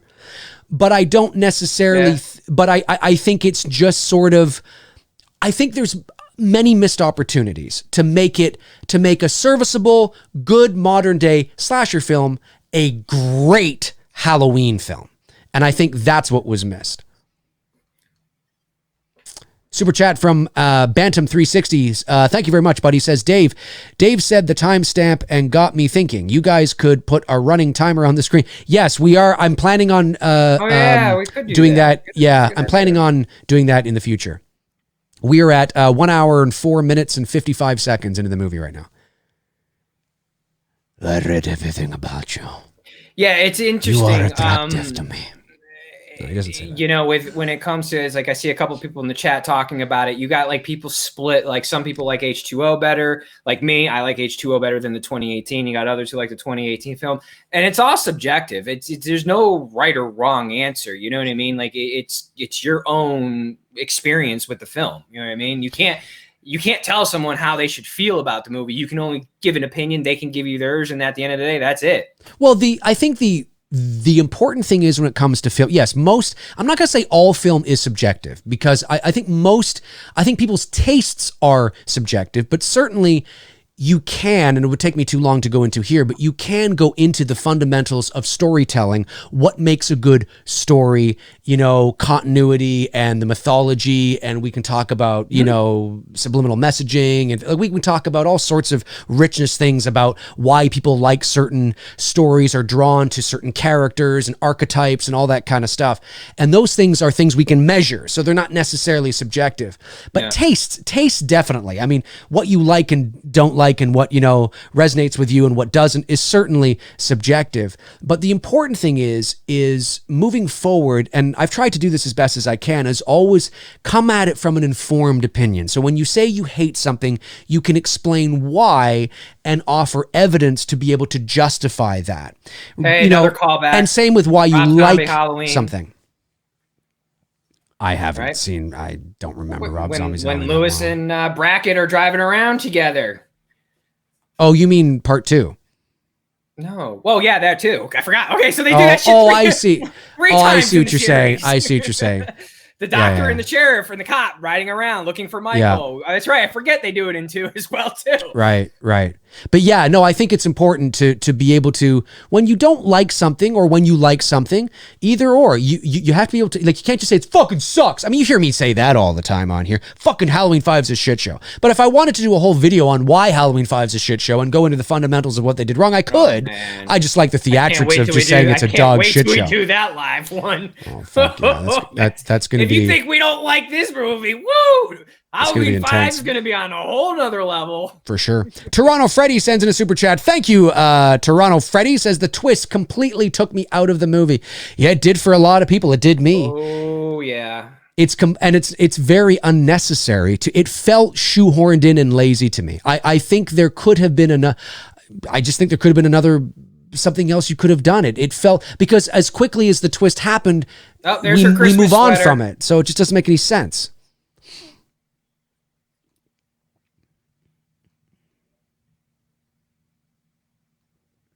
Of course, there's Christopher Nelson, Hollywood special effects makeup artist and Academy Award winner, who made the current Michael Myers mask, which no doubt is the best looking Michael Myers mask probably since, the OGs. Halloween, yeah. Holiday Bros sends a super chat. I like, was it Resurrection or 6? What was the one we were talking about? I can't remember, because I can't remember what Resurrection looks like now. I still think that one up there looks way better than any of the other original stuff. In my opinion, anyway. I think Resurrection. I know, but which one were we talking about the other day off air? It was one of the masks. Probably Resurrection. It might have been Resurrection's mask. That was okay. It was an okay mask. It wasn't bad. Yeah, if they had painted the eyebrows white. Holiday Bros sends a super chat. I'm so hyped for Nancy Stevens and Charles Cyphers. Yeah, it's going to be cool to see them return. So we're at the scene here where Oscar and Allison are we're all entitled duking to it one out. Good scare. That should be Brackett's last line of Halloween Kills. He should be standing over a body and being like, we're all entitled to one good scare. Yeah, and Michael comes in and fucks him up. Now, I remember when I was watching this scene in the movie here, Oscar's in the backyard. There's a little bit of comedy when he sees, oh, hi, Mr. Elrod, throwing back to Halloween 2, and then he says, do you ever chase a girl and she won't let, blah, blah, blah. And it's, okay, you know what? I was kind of like, okay, it's cute. I didn't mind that. That bit of humor there, I didn't mind because it felt relative to the scene. He's drunk. That's the kind of character he is. He's just, it's a brief, it's the irony of it is sort of sweet and cute. I didn't mind it. I love the way that James is standing in the background there, just watching him. It's nice. There's a bit of that lurking, bit of that Halloween-y vibe. Like, these are some things that I'm like, okay, I'm in the theater and I'm like, okay, I'm liking this. He's just standing there, not moving. That's nice. Call back to how Michael is. Right. This is and then I think the one time I've seen that, where he's beginning to stalk his victim. And then, of course, the motion sensor comes on again. He's gone. That was nice. And then, of course, obviously, he's in the yard. Like, this whole scene here is, I don't mind it. Like, it's Michael's personality. It's Michael's MO. Yeah. Yes, it's his MO. Exactly. Yeah. It's what he does. I don't know if I would have framed the shot quite like that. It seems like an odd framing. But it's definitely an odd frame, but I think they're doing it from his visual perspective. That's why why it looks like it's looking up. I think it's his perspective. We're seeing it. Yeah. Now, I truly believe he's terrified. I will say this. The guy who plays Octor, I really fucking buy into. He's terrified. He's fucking about to get his shit fucked up. Yeah. And this, I think, if I'm not mistaken, is this not our first on-screen kill in this movie? No. He killed the blonde babysitter on screen. He stabbed her. Oh, right. That's right. Yeah. That's right. And he killed the boy on screen. Well, yeah, I guess. That's true. See how memorable this movie is for me? I know, right? He killed Aaron. Oh, that's right. That's right. Damn, Dave! What did you smoke tonight? I'm supposed to be the stoner, not you. Hey, this is totally his first on-screen kill. I love. Here it is. The shape. This is John Carpenter and Cody and Daniel Davies, you got to give credit where credit is due. They did not draw this scene out longer. They needed to draw this out way longer. This is the best new piece of music they have written, hands down. It's gothic and ethereal and eerie and creepy and very Halloween. But Jesus, it ends right here. I know.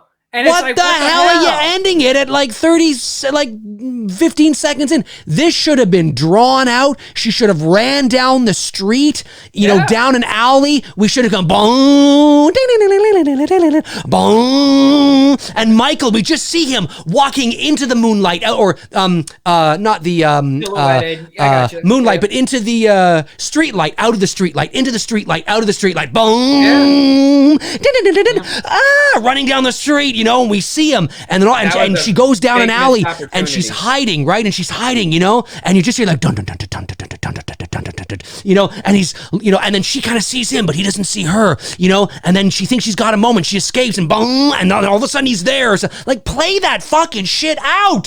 What are you doing? It is it was a lost. Now that doesn't mean that they may not make up for something like that in Halloween Kills. But in this movie, it was a lost opportunity. You're right about Patton's character because, you know, he walks up to Laurie's granddaughter and he's hugging her. So there's obviously a history there with him and this, you know, in Laurie's family and the, you know what I mean? Like he's hugging her, like, you know, like a cop just wouldn't, I mean, that's kind of creepy if you're just going to walk up to a teenager and start hugging her, but he's hugging her as if like he's known her. And you're right, how they didn't play with Laurie's and his not saying relationship in the sense that they were, you know, but they've known each other for a long time. But he's obviously very close to Laurie and he's close to her family. Well, right, because she also calls him Frank. You know what I mean? And so I mean, there's this you know, first name basis, right? Even though he's a cop, it's a small town, relatively probably still. He knows he was the first arresting officer. He knows who she is. They've known each other for 40 years. I just think it makes the most sense from a writing standpoint to make him the sheriff. Yep. He's a much more interesting character, and keep him around because you can have him in the second film. And then you can see him and Brackett come face to face, and maybe there's a relationship there. Yeah, because I didn't like killing him off in this movie. It made I didn't like sense. it at all. No. I didn't like it at all, because keep in mind that Halloween 4 doesn't exist in this new timeline. So although in part 4, you know, the cop says Brackett retired in 1981, in this new timeline, maybe he didn't. Right. Maybe he retired in 1995. Or he hasn't retired and he's been working in another county. You know what I mean? Right. Or he's retired from sort of, you know, the front lines, but he's like a desk job cop now or whatever. And then we see Hawkins and Brackett in the next film come together, and there's a history there too, right? There's a relationship. I just think Barker was just it felt like David Gordon Green was like, hey, let's get a couple of our friends and hey, you want to play? Like, no, man, don't do that. Again, I'm not knocking it, man. In terms of, you know, it's not personal. I mean, I don't know these guys. There's just certain things I'm like, oh, just a couple little things that I think would have just, and hitting him like this, I was like, Halloween 4, H2O. Oh, absolutely Halloween 4. Yeah. You know, like, how many times Michael getting hit by a vehicle? Holiday Bro sends another super chat, says, in Kills, would you be okay with killing all the original returning characters? So in Ends, it's just Michael versus Laurie, or would you, it's all in the execution. Yeah. It's all in the execution. Oh, here we go. Here comes the Dr. Wynn moment. Yeah. Oh, I hated every second of this. I got so pissed when the turn happened here. Yeah. I'm like, I hated it the first time in Halloween 6. Why are you doing this to me again? Like, I just hated this so much. You tell us that you're omitting all this stuff that we didn't like, and yet here you are bringing it back right in front of my face. It's like, are you kidding me? Yeah. Oh, like, whatever. Maybe, and you know what? I mean, even though he was stabbed, which looks like in the jugular, and he's probably going to bleed to death, and he's run over, you know, a couple of times. Maybe he does maybe he survives somehow, and he makes an appearance in Halloween Kills. Hey, you got some super chats, by the way, man. I missed some super chats, including mine. Oh, sometimes I didn't miss it. I'm aware there are some up there. Let me go back and have a look here, guys.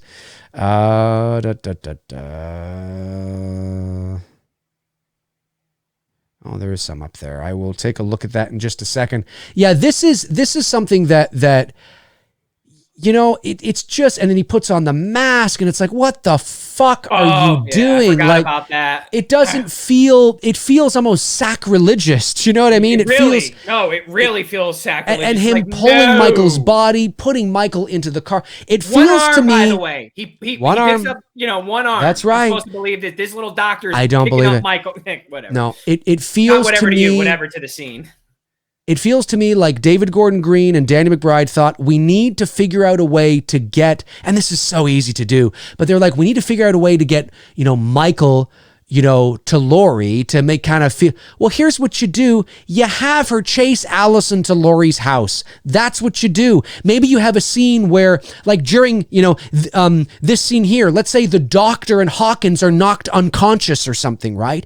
And Allison escapes and runs down the street and into the woods. And maybe she's running through the woods because she knows that grandmother's house is just on the other side. This sounds like fucking Red Riding Hood, but I'm just saying that she knows that her grandmother's house is just above, or just beyond the woods. So she's running through the woods and Michael is chasing her through the woods, and there's moonlight coming in through the trees. Boom, boom, and she runs and she leads him, not on purpose obviously, but she leads him to the house.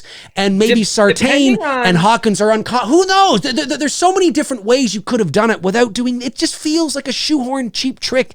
I didn't believe it. I didn't believe it. Will Patton, though. Will Patton could actually technically be alive because when he drives over him, he only drives over his legs. Oh, there you go. Then maybe he is. Maybe he's alive, folks. He stabs him, so you don't necessarily know for sure. But when the camera angle, based on what I was looking at there, that's what I was trying to have you watch it. He drives over the legs. He could be then. He could be. Big G says, thank you for the super chat. Big G says, should we bring back Will Patton for H Kills if they can figure out a way to do it? And it feels, I don't know. Yeah, I mean, I wouldn't mind seeing him again. I'd like to see him over Barker. Kevin Spear sends in a super chat. Thank you, Kevin. Says, big supporter of your show. Keep doing what you're doing. Halloween 2018, best soundtrack of the series, he says.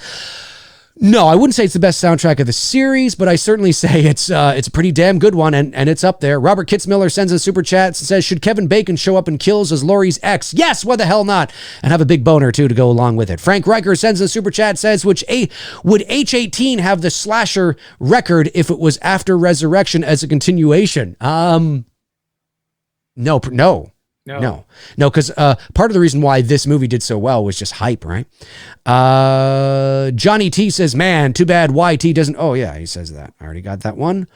Jim Dorsey says, following along with you all. Now that the excitement. Oh, yes, I think I already read that one. I read that one. Frank Riker sends in a super chat to say, you missed my super chat, but I got it now, buddy. Thank you for saying that. Holiday Bros says, thanks for the stream, guys. Love the commentary. You're very welcome, Holiday Bros. Ethan LeBlanc sends in a super chat. Thank you very much. Says, I like how Sartain was Loomis's opposite, being fascinated with Michael, but the twist was... I agree with that.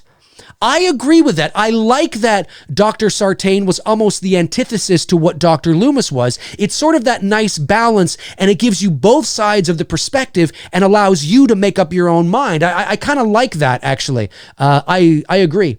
And then Bringer of Chaos sends in a super chat and says, always thought Sartain loading Myers into the car was the worst part. James Jude Courtney is something like 250 pounds. Well, that was wearing the mask. I agree. It was a little, you kind of have to, suspend your disbelief there. Thank you for the super chat, by the way. Bringer of Chaos, really appreciate it. So we are an hour and 20 minutes and 47 seconds into the movie. Michael has just killed the police officers. He's pulled out Dr. Sartain, excuse me. He's about to stomp on Dr. Sartain's head. Now, by the way, the cops would not approach that without their lights going. There's no way they would have just started rolling up on it without their lights already going. I like that shot. And I don't like that. Like as if his head would explode like that. Just seems a little fried. That's very B horror film. That doesn't belong in a Halloween film. Sorry. It feels very Friday the 13th. Yeah, to me. But I do love the low angle shot looking up at Michael with the red glow of the lights on him as he's looking down. I like that. I like that a lot, actually. It's a very nice shot. It's a shot I would totally do. Oh, they got the lights on now. That's good. Now. That's good. Warren County, folks. Christopher Nelson.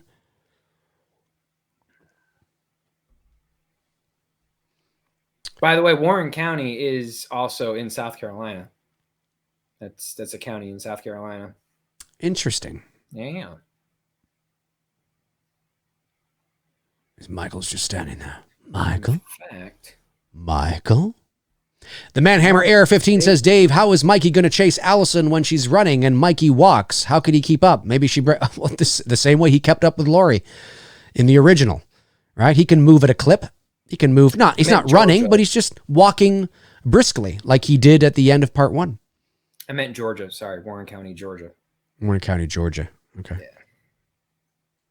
See, having like that little sun hat on the wall there, nice little callback to the original film. Thought that was nice. Yeah. This is such a strange thing. They have this house, this doll-like house in this movie that people have, it's the Myers house dollhouse. It's not I think it's supposed to resemble the Myers house, and they focus on it, yet it doesn't look anything like the Myers. Well, because the Myers house didn't have windows on the top of the roof, right? It did not, and it had 2 windows at the front, not 3. Right. I wonder if it was a rights issue, if they needed to create, but I will tell you this, though. I'll take the dollhouse in this movie over the dog shit show in part 5 any day. Any day. Because I can look at the dollhouse and go, you know what? Okay, I know it's not the same house. Maybe remodeled a bit. Yeah. But I believe that it could be the same house. I will say this: Ray's goodbye with the theme, the OG stock theme. I love that. Yeah. I don't give a fuck about Ray. No, I don't give a fuck about Ray, but the music, I dig. Oh, yeah. Yeah, a lot of music in this. We're at the scene here where Ray is about to, he's peering into the police cruiser here. He sees the carved out head of Christopher Nelson. Now, again, I look at this and I'm like, that's fucked up. Like that would be fucked up to come across that and see that. How Michael had the time to gouge out his head like a pumpkin. I don't know. To go all Da Vinci on the cops and be an artist for a moment. I don't know, but nonetheless, I mean, I definitely, I mean, again, I'm like, okay, I get it, fun. Yeah, I love this bone, but it's bone. I love this. I really do. I like the original, but I like this a lot. This is good. I play this version of the Shape Stocks or the Shape Stock theme more than I do the OG one. Even though I love the OG one, this is fucking dope. Well, it's got some extra rhythm to it. Yeah. You know what I mean? And it feels modernized, but not insulting. Exactly. It feels modernized, but totally within line. It feels very Halloween still. Go baby, go. But what you were saying, I was just gonna say, I love the part here in the music you're talking about that goes no no no no no no no no no no. Yes, no no no no. There's that kind of Stranger Things thing going on. But it's adding to that, like it's building that suspense, and I like that. I mean, Carpenter and his son and his godson, they knocked it out of the park. They did, and I'm really interested to see what they're going to do with Halloween Kills. Well, I'll be buying that soundtrack for sure. And I liked the visceral intensity of that. Like I like this. He breaking through the window and smashing her head again. I'm like, oh shit. I'm like, that's fucking intense. She got away. I was hoping he'd kill her in this part. I was like, yes, kill her. No, of course she's gonna get away. I like, and picking her up. Like I like that. I like that. And then of course he shoots two of his fingers off, which is also very symbolic of the devil as well. Now, obviously, I think the devil, the sign is like 2 down like this and 2 up like this or something, but it's very symbolic when they hone in on that, and he's just got, it's layered and very smart. Layered and very smart. Just checking to see if I missed any super chats, but I don't think I did.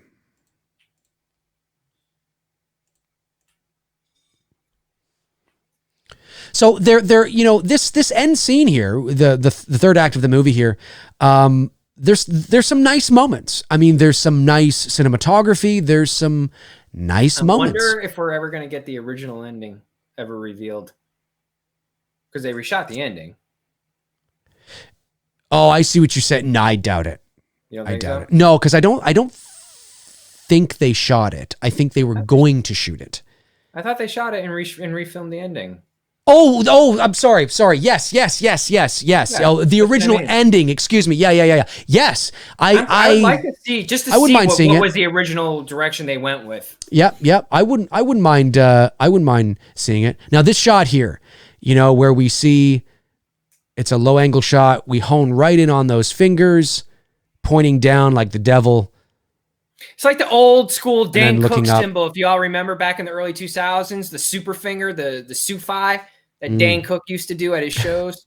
Well, if you look at, I forget what it is, but there's a religious connotation to that too. It's evil, essentially. So doing this is evil?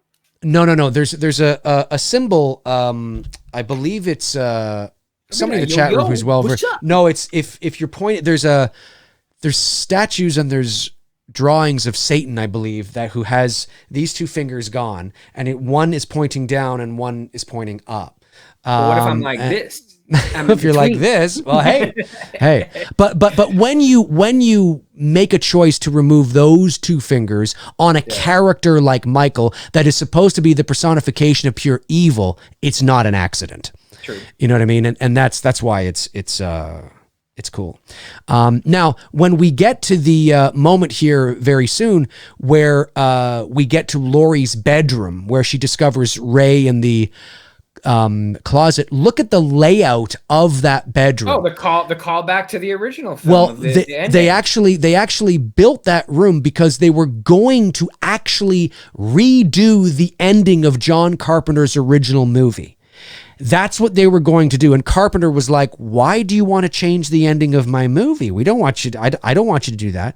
So David Gordon was like, okay, I guess we shouldn't do it. And I totally fucking agree. On what planet do you think about changing the ending? You've got you have millions of copies of John Carpenter's film on VHS and Blu-ray and DVD and 4K now, with that original ending. I mean, you're just rendering that ending completely obsolete. It just doesn't make any logical sense. It doesn't make any sense. But when you get to the master bedroom in Laurie's house, here you will see the layout where the bed is, where the closet is, where the balcony is that she goes over. It's the same footprint, the same layout as the master bedroom of the Doyle house. And they had built that set to totally redo the ending of the first movie, and they obviously didn't. And then they were like, well, we have this set that we built for this, so we'll just use it for this thing now. Which also makes sense to Laurie's character because of her obsession with what's been what has scarred her for her life. That I do believe that Laurie would recreate a bedroom in her house to look like something that happened to her that was so traumatic. I do believe that. I do believe that. Yeah. So again, that is, hear me out. There are effective ways you can do a callback without actually duplicating a scene. And that's a callback by showing me something that looks familiar from the OG film, but you're not redoing it all over again. I agree with that. I agree with what Tony said there. So Allison has just fallen into the yard where all the mannequins are. Can you imagine if Allison was running through those woods and Michael was chasing her? God, that'd be so cool. That'd be so fucking cool, man. Yeah, he just can't be in two places at once. No. I mean, she was the one that leads him to the house. Yeah. Totally. I thought was just a given. Yeah. I really did. I thought that would have been a given to do, but that's not what they did. No, they didn't do it. But now I do like, again, here's a scene that I'm like, okay, I like this. I like the suspense that's built here. I like that there was the creative choice not to use music here and just let the sound of the environment take over, which is virtually nothing. Just a bit of heavy, breathing, some footsteps. I like that. I like it a lot. Every now and then, a musical sort of cue that goes boom, boom, boom. And of course, you really begin to see here too the sort of the type of house that Laurie has created over these years, and how she has all these types of doors and these come down, and she has a very secure sort of location, which is very interesting. So now she's made, is she in her master bedroom here? She is. Yeah. So look where everything is situated, right? There's the balcony, the bed, and the closet are all in the, it's like the exact same as sort of the Doyle house. Cause this was originally going to be, for now that in the ending that they never film, did. that's not a set in the 78 There's film. the closet. That was a real house in a real Correct. bedroom. Yeah. Correct. This is a set. This is, I believe this is yes. And again, good callback, blood on the door, you know. Yeah. You know, See all how the know closet what that is the means. same? We know what the symbolism of that, of Right. the closet. We get it, but you're not duplicating it. You know what I mean? Right. See, now there's Frank's body in the closet you could, sorry, Ray. Thank you, Ray. Why say Frank? Because of Will Patton. Yes. So there's Ray's character. So if that house were to burn to the ground, and he's gone. Yeah, he's totally gone. But I guess they could find a body. And look at the closet doors too. You see, very similar to the closet doors from the end of the original Halloween, because that's what they were going to use them for. Yeah. I'm so glad they didn't do. Why would you change the ending? It doesn't make any sense. You have millions of copies of a movie out there with one ending. Now you're going to change it? That doesn't make any fucking sense. That does not make any sense to me. Yep. But yeah, this is.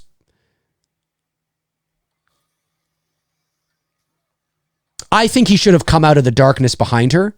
I agree. I think that would have been much cooler, much more in line with who he is.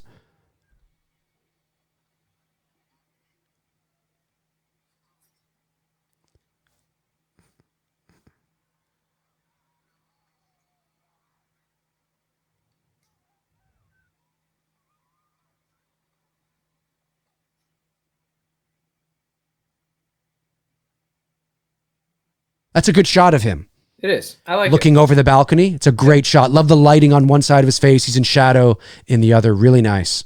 Really nice. And Laurie being tossed over the balcony here and him looking and her gone. I was kind of like, okay. Felt a little on the nose. A little? But, shit. A little? I know. Maybe Come I'm being, on. okay, I'm being Such generous. A rip-off. It totally is. Of course it is. The shot is literally the same. Oh yeah. Oh yeah. Oh, for sure. People at the premiere were like, woo!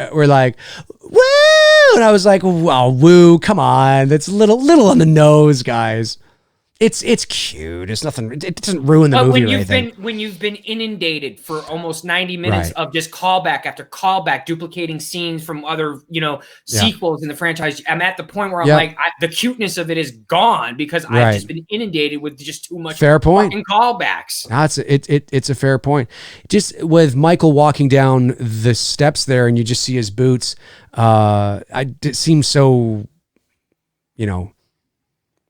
simple, but I like that shot with his boots.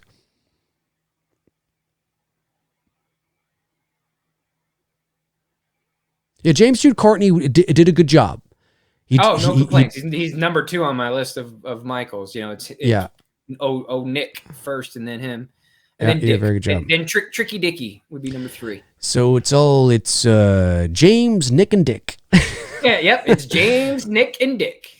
All right. See, mine's Sorry, Nick. George. I love Halloween 4 and all, but you're not on. Mine would be Nick, Dick, and James, or no, Nick, James, and Dick. Nick, James, and Dick. Nick is still my favorite. Oh yeah, hands down. Yeah. I think Wilbur would have been up there had they had a different mask and that without the shoulder pads. He didn't need the shoulder pads. Yeah, and I think had he not his returned, movement, like Michael, I really liked. It's just the mask, man. I liked him better in 4 than I did in 6. 6 he was a little more rotund, and I didn't like his walk. Rotund. Very rotund. Michael had been eaten. He's like power walking in that movie. I like this piece of music here too, as Karen is seeing her old shotgun with her initials in it. I do like this piece of music. Boom. Yeah, it's good. It's good. I mean, I'm digging it.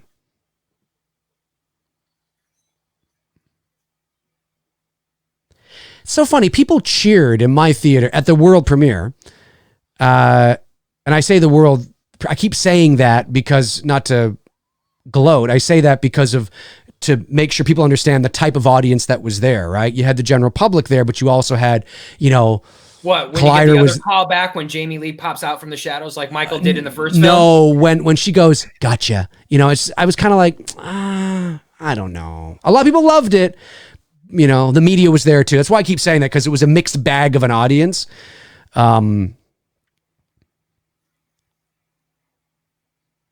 Yeah. Yeah, I don't know. Yeah, but you only it's only a shoulder shot. You didn't get a kill shot. I think Fortnite players would be like, I'm still alive. I didn't like that. I still, to this day, her coming out of the darkness saying, Happy Halloween, Michael. I think and to be honest with you, trick or treat motherfucker. You know what I mean? I think trick or treat motherfucker is worse. But to be fair, what I didn't like about this, I like the way James sat up there. I like the way he sits up. The sit-up was good. The sit-up was good because, as you know, people have fucked up that sit-up for years, and there's a right way and the wrong way to do the sit-up. He nailed it. He nailed it. All he had to do was do a head turn, and I would have been like jizzing in the seat. So what I will say though is Laurie coming out. That sounds like a whole other thing. Laurie coming out of the darkness and saying Happy Halloween, Michael. It felt cheesy to me and chintzy and just on the nose. But I think what it is she comes out of the dark. I don't know if it was something digitally done or what, but when she comes out of the closet and then says it felt weird to me. Like it felt cheap. Maybe if she had said it while remaining in the darkness and then just come out of the darkness to attack him, I think that would have felt better. I think just kind of seeing her go bloop, Happy Halloween, Michael. And then, I know she didn't say it like that, but it was just it felt kind of, I don't know, just we hear her say it. Happy Halloween, Michael. It's like, oh, where the fuck is she? And then she comes out of the closet and I think that would have felt better for me anyway. Anyway, here we are. The bars are across here. We're 1 minute 38 seconds, 57, an hour and 38 minutes into the movie, an hour and 39 now. Laurie has just tossed the flare down into the basement, and Michael is about to burn here. Things are catching on fire as he looks up. Now, this, of course, was part of the reshoots. This was the reshoots that they went back and shot.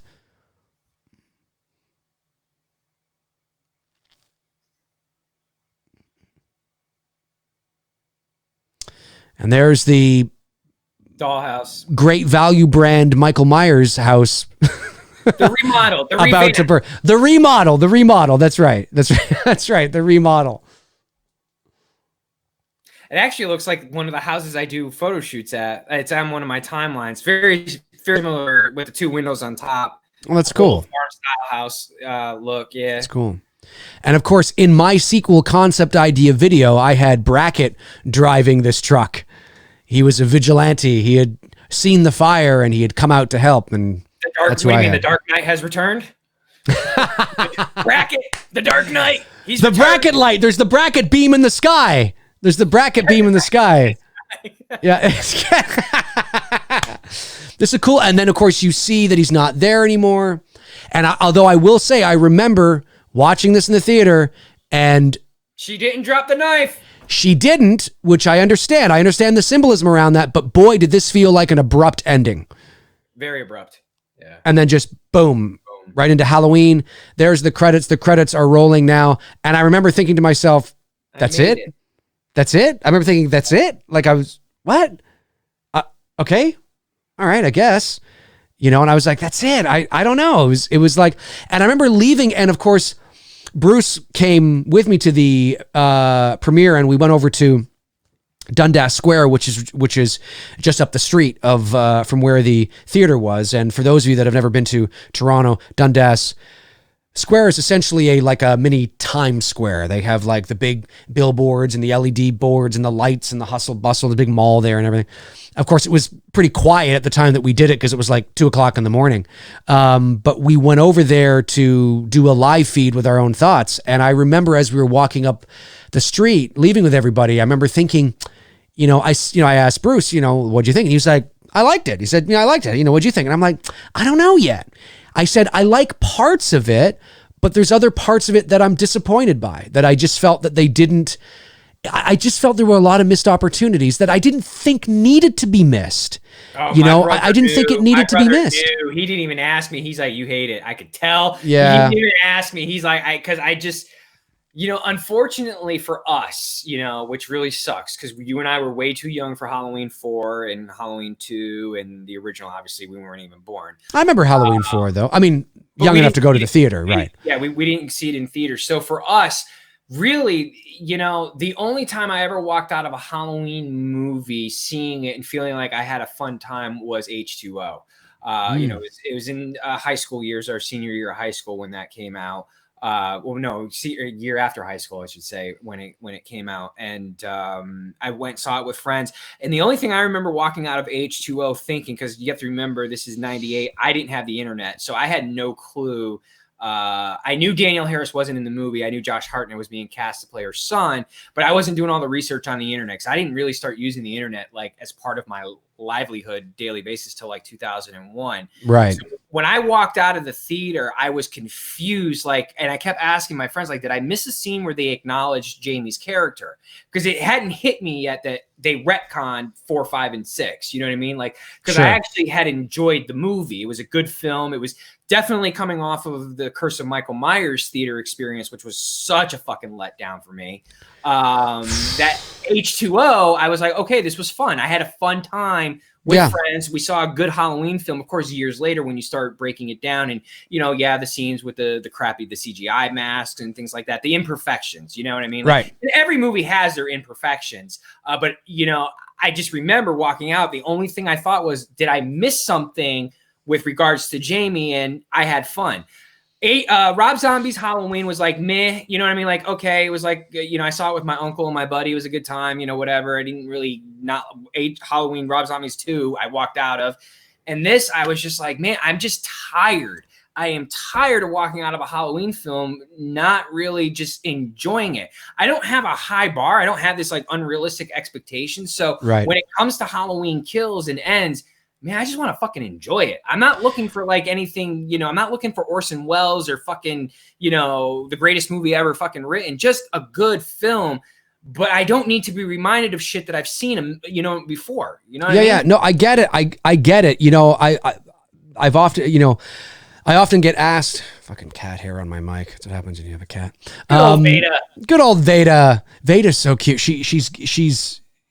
She has this habit now where like I have a blanket on my couch and she'll get on the couch and she'll go under the blanket and hide under there. And I'll walk out and be like, where the hell is she? And then I'll look to the couch and I just see like this little round ball, you know, that's under that. And I'm like, that's so cute.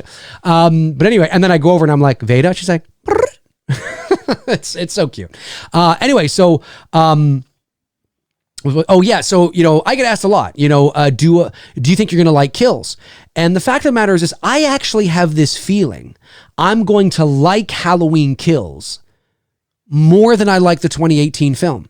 And I think it's not saying a lot though. No, it's not. But I don't think it's because I'm going to necessarily agree with every creative decision, but I sort of understand where they're at right now and what is to, you know, and again, my issues with the 2018 film are not unrealistic fanboy expectations. There's certain things that, like, when you are saying that you are doing a direct sequel to the original Halloween and negating all of the others, well, the original Halloween has a very specific identity, has a very specific formula that you would imagine would be carried over. Now, I don't mean you do a carbon copy of that movie and everything in there has to be exactly. I'm not saying that, but there is an ingredient and an identity to the character that must be carried over if you're telling me that this is supposed to be that same guy.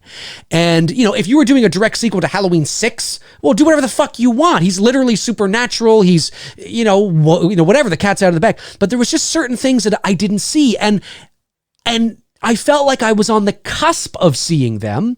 And there were certain things they did that I thought were pretty good, you know, a few little Halloween things, but it just never met its full potential. And I don't know why. There could be a multitude of reasons why.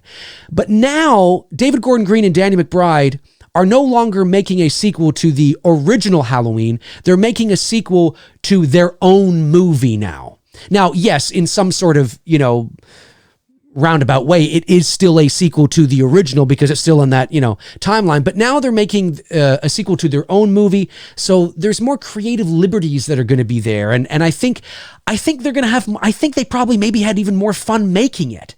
And I think as a viewer, I'm like, you know what? I know that this is going to be more in your face. I know this is going to be more bloodier and gorier and intense. And hopefully there'll be some Halloween things. And I just have a feeling that I'm just going to enjoy it more for some reason for what it is. And maybe, just maybe, it'll actually be pretty good. Where you're like, actually, that is pretty good. You know what I mean? Who knows? I don't know. I don't want Halloween Kills to suck. I don't want to not like it.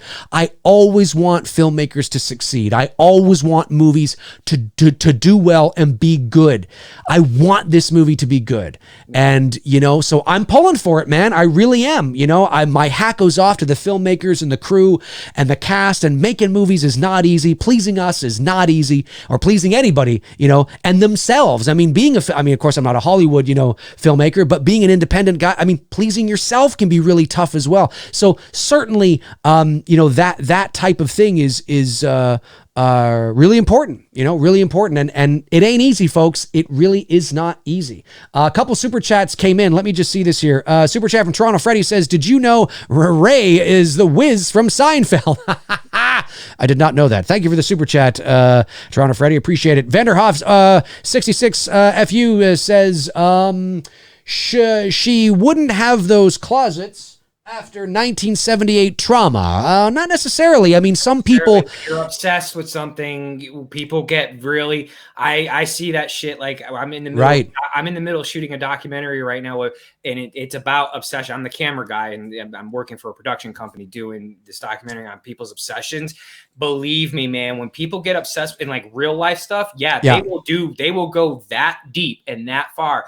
And the way Jamie Lee Curtis is playing this traumatized version of Laurie Strode, I truly believe that she would have remodeled her bedroom to look like that bedroom from the Doyle house because of what happened to her there, and it became an obsession of hers. Yeah, because she's clearly suffering still from PTSD, and big time.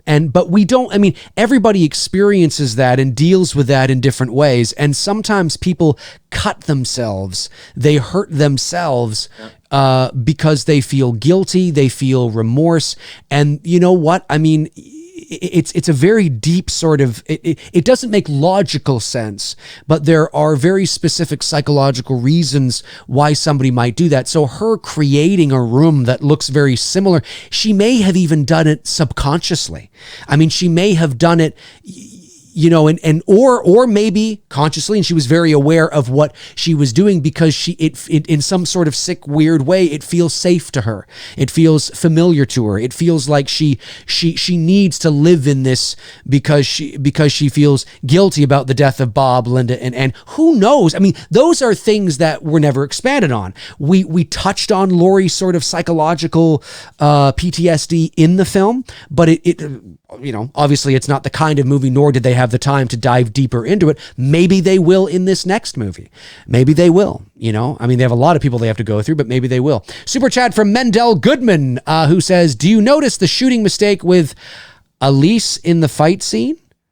Elise? Do you mean Allison? I'm going to say you mean Allison. The shooting mistake with Allison in the fight scene. Not off the top of my head. I might have noticed it, but not off the top of my head.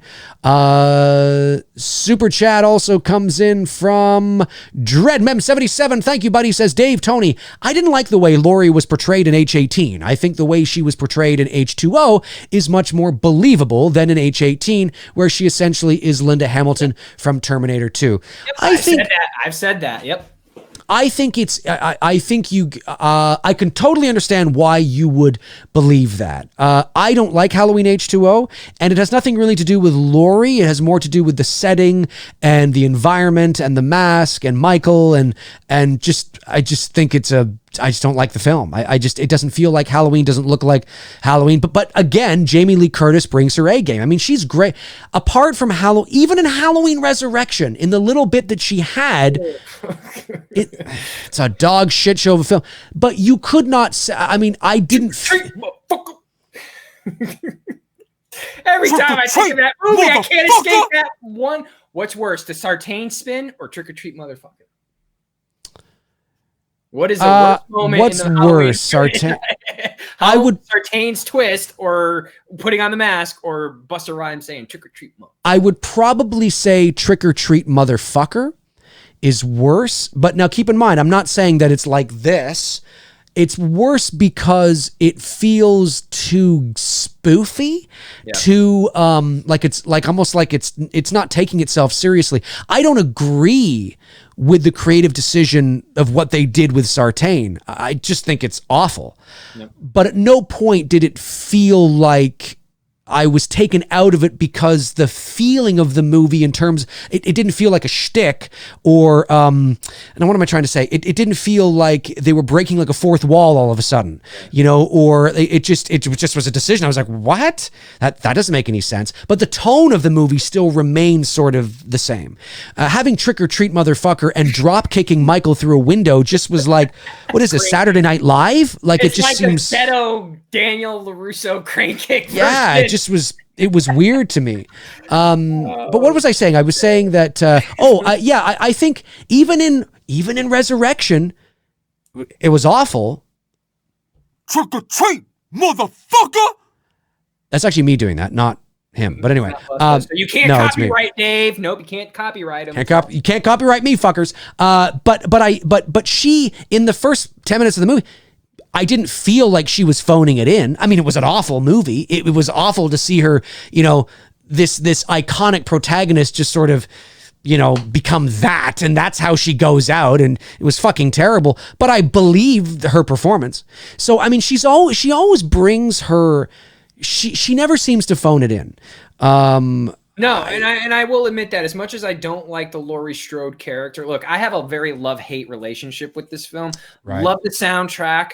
There are elements that I really did enjoy with the 2018 film. Andy Matichak's character, Allison, I'm a huge fan of that. And I want to see, you know, obviously I want to see us grow with her character arc over the next two films. Look, like I was starting to say, as much as I don't like the Laurie Strode character, and it's, you know, I'm anxiously awaiting to see her demise. Hopefully, I just don't think it's going to happen. Right. Just got this gut feeling. But she never phones it in. When it comes to that's true, delivering the performance, whether it's in the original, the sequel, H2O, like you said, the brief moment there in Resurrection, or this film, she delivers 100%. And there's no argument. You can't debate that. I agree. Super chat from PC Pierce says, bigger babe in their prime, Daniel H. or Scout? Well, because of what I know and what you know, there's a reason why, you know, people like, if I didn't know what I know about Scout, I would have said Scout over Danielle. Scout is probably more the type of woman that I would be attracted to and date. If you look at my exes and current and all that, they all really have a lot of similar features. They're shapely women, and just blonde, and like those are, and you know, dark roots, all that kind of stuff. But because of what I know about Scout and her personality and just a dickish thing that she did, which I'm not going to say publicly because it could fuck me up big time, it really makes her very unattractive, and that's why I say Danielle. I will say Danielle because she is more in line with sort of my type. Let's just say that. Dark hair. Yeah. And just the look of her. You know what I mean? Yeah. So, yep, I'll say that. Let's see. Anthony Stanfeld's in a super chat says, do you think the mask will be burned in H Kills? Do you mean burned in the sense, do I think the mask will be burned in H Kills, or do I think the mask will show residual effects from burning in the fire in H Kills? I'm assuming that's what you mean.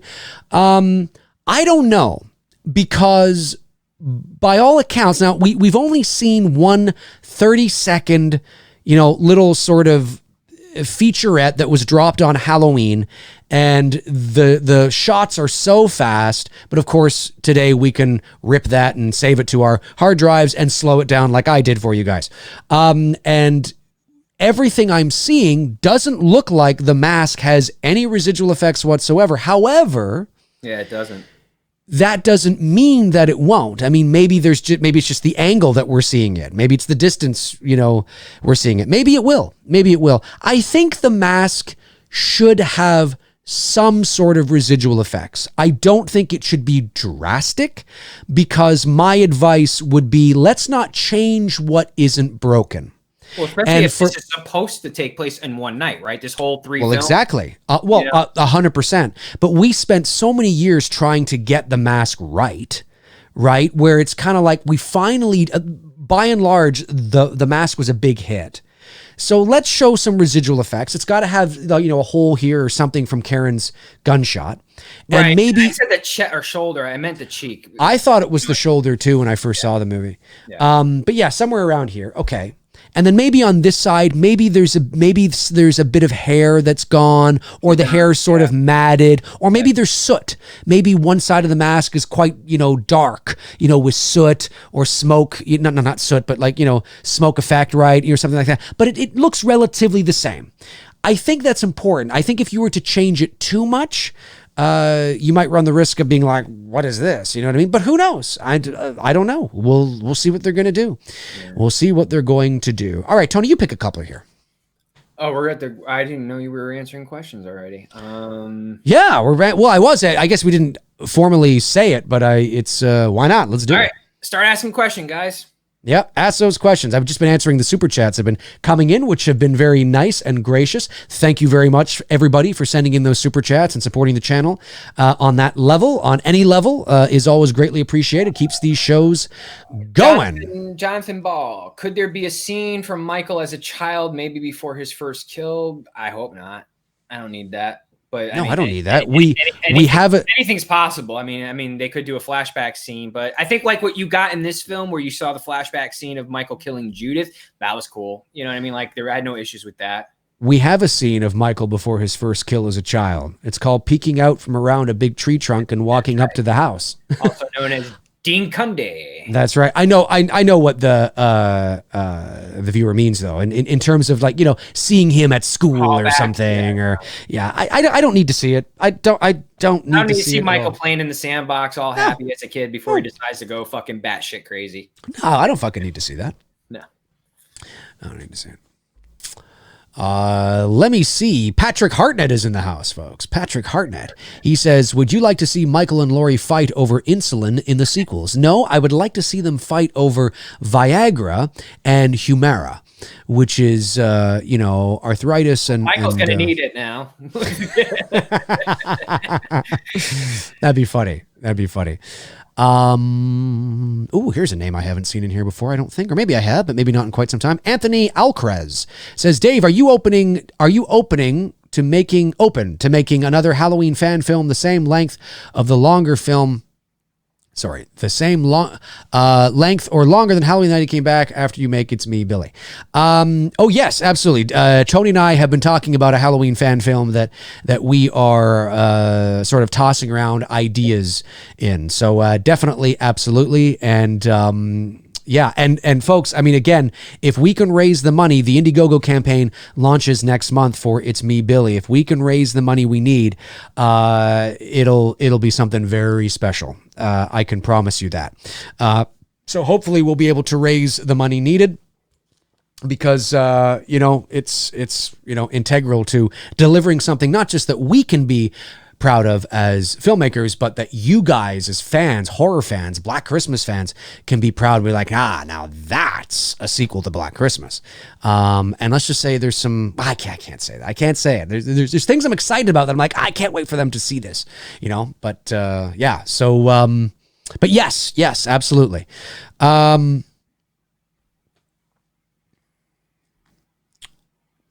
The girl's ass at the beginning of the shower scene. I love that.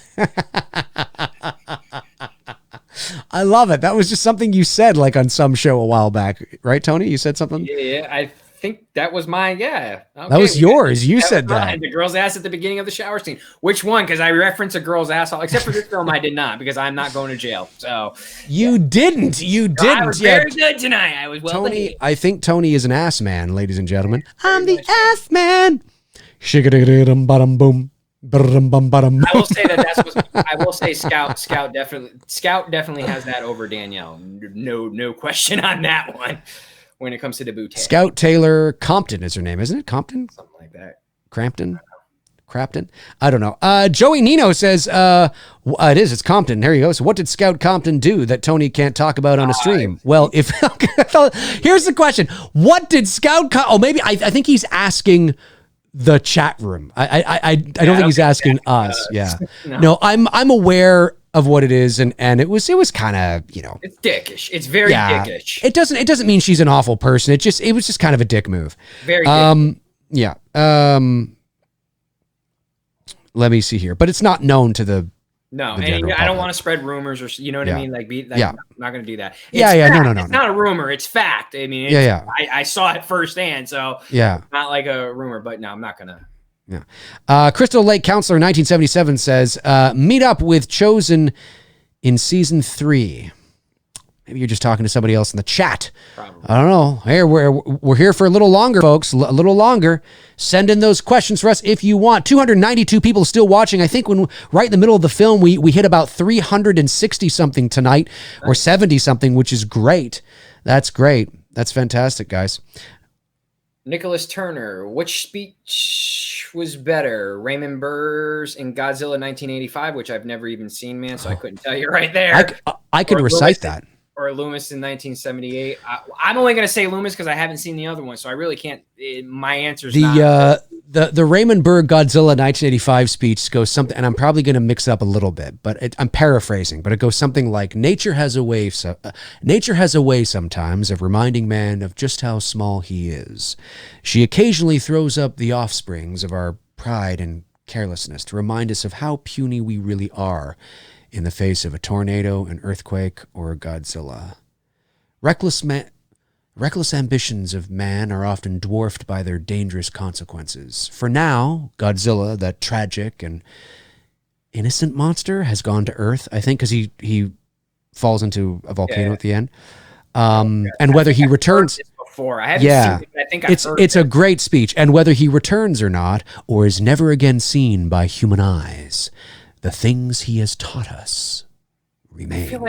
I feel like maybe it's a great speech on YouTube or something, because it sounds it's on really YouTube. Familiar. And then the music that they go into, because that's when it fades to black. It's my favorite Godzilla movie of all time.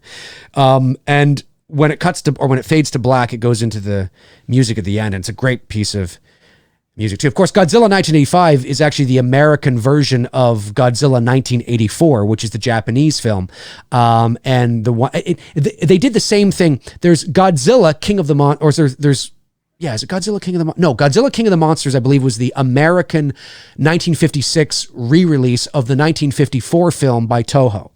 And because in that movie, in the original film, Raymond Burr was not in that movie. And there was a lot more political tones in that film, because Godzilla really, it sort of was a symbol of the fallout of the nuclear bombs that the U.S. they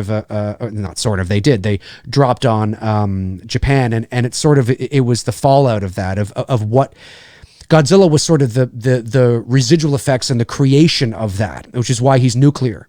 And I'm really sort of cliff noting this, but there was a lot of political subtext to that. Well, the Americans obviously didn't like that, so they sort of watered that down a bit and introduced this other angle to make it appeal to American audiences. You still have it in there a little bit, but anyway, so they created this thing with Raymond Burr, who plays this character named Steve Martin, and he's a American journalist who's in Japan who witnesses, and they shot scenes. They used the exact same movie from 1954. They just splice in Raymond Burr shit, in there, and now it's like this whole new film. Anyway, they made a sequel years later in 1984 to the original 1954 film, and then in 1985. they did the same thing, and they took the 1984 film and put in Raymond Burr again and made it a sequel to the, you know what I mean? But anyway, as a kid, my dad took me to see the 1985 version, and I really liked it.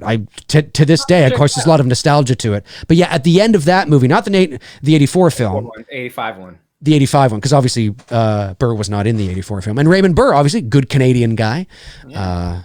Obviously long gone now, but yeah, that's the. I would probably say, if I had to pick one, I would probably say, I mean, they're different because one ends on a exclamation point where it's like, one's very philosophical and almost existential. Like it's very, and that's, Burr, right, is very sort of the bigger picture in life, and Loomis is more sort of focused and niche, and they're different. But I mean, yeah, I don't know. That's a good question. I got to think on that. Dylan McMillan.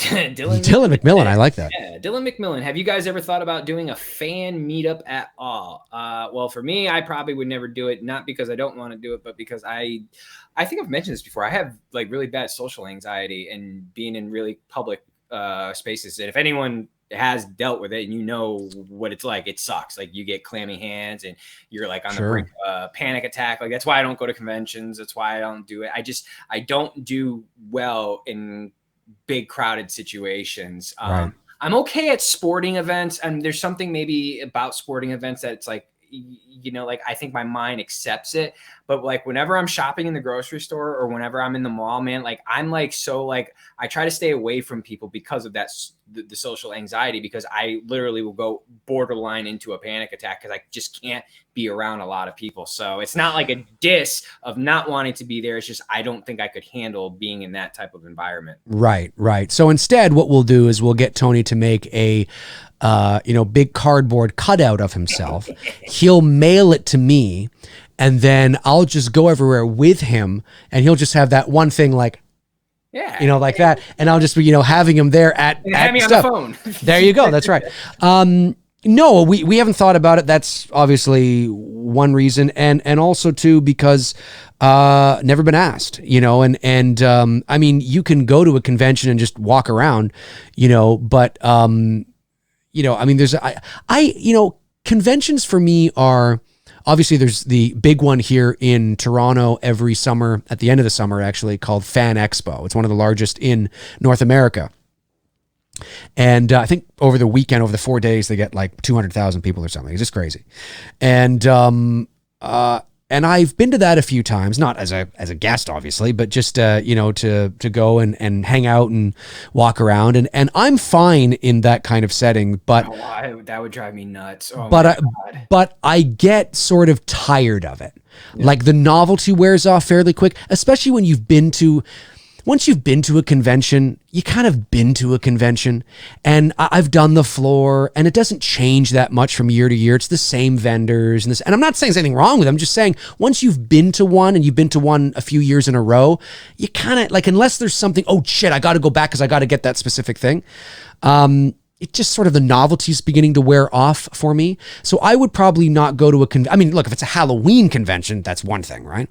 But if I was asked to appear, which would be weird, but if I was asked to appear or invited to one, I'd go. I mean, I know that I know with Dylan's new Nightmare, that might be something they want to do to promote the film, get Miko there and me there, as well as, Freddie and things like that. I mean, that I don't want to speak for him, but that's something that maybe might happen, but maybe not at the same time. But in terms of fan meetup, there's a lot of logistics around that too. Like Tony, of course, said, he doesn't really feel comfortable for that reason. And even if he did, we have to figure out, well, where do we do this, and who's going to come out and see us? I mean, is this like really, is it going to be that? I have to fly, somewhere. He has to fly, you guys are all somewhere over the place. You're not all in one location. Well, that's just it. That's right. So, but who knows? I mean, as we continue to grow and the channel, continues to grow, you never say never. You never know what's going to happen in the future. Who knows? Dude, it's so bad. I got to tell you this. Today, when I was in the grocery, Tell me it, you fucking son of a bitch.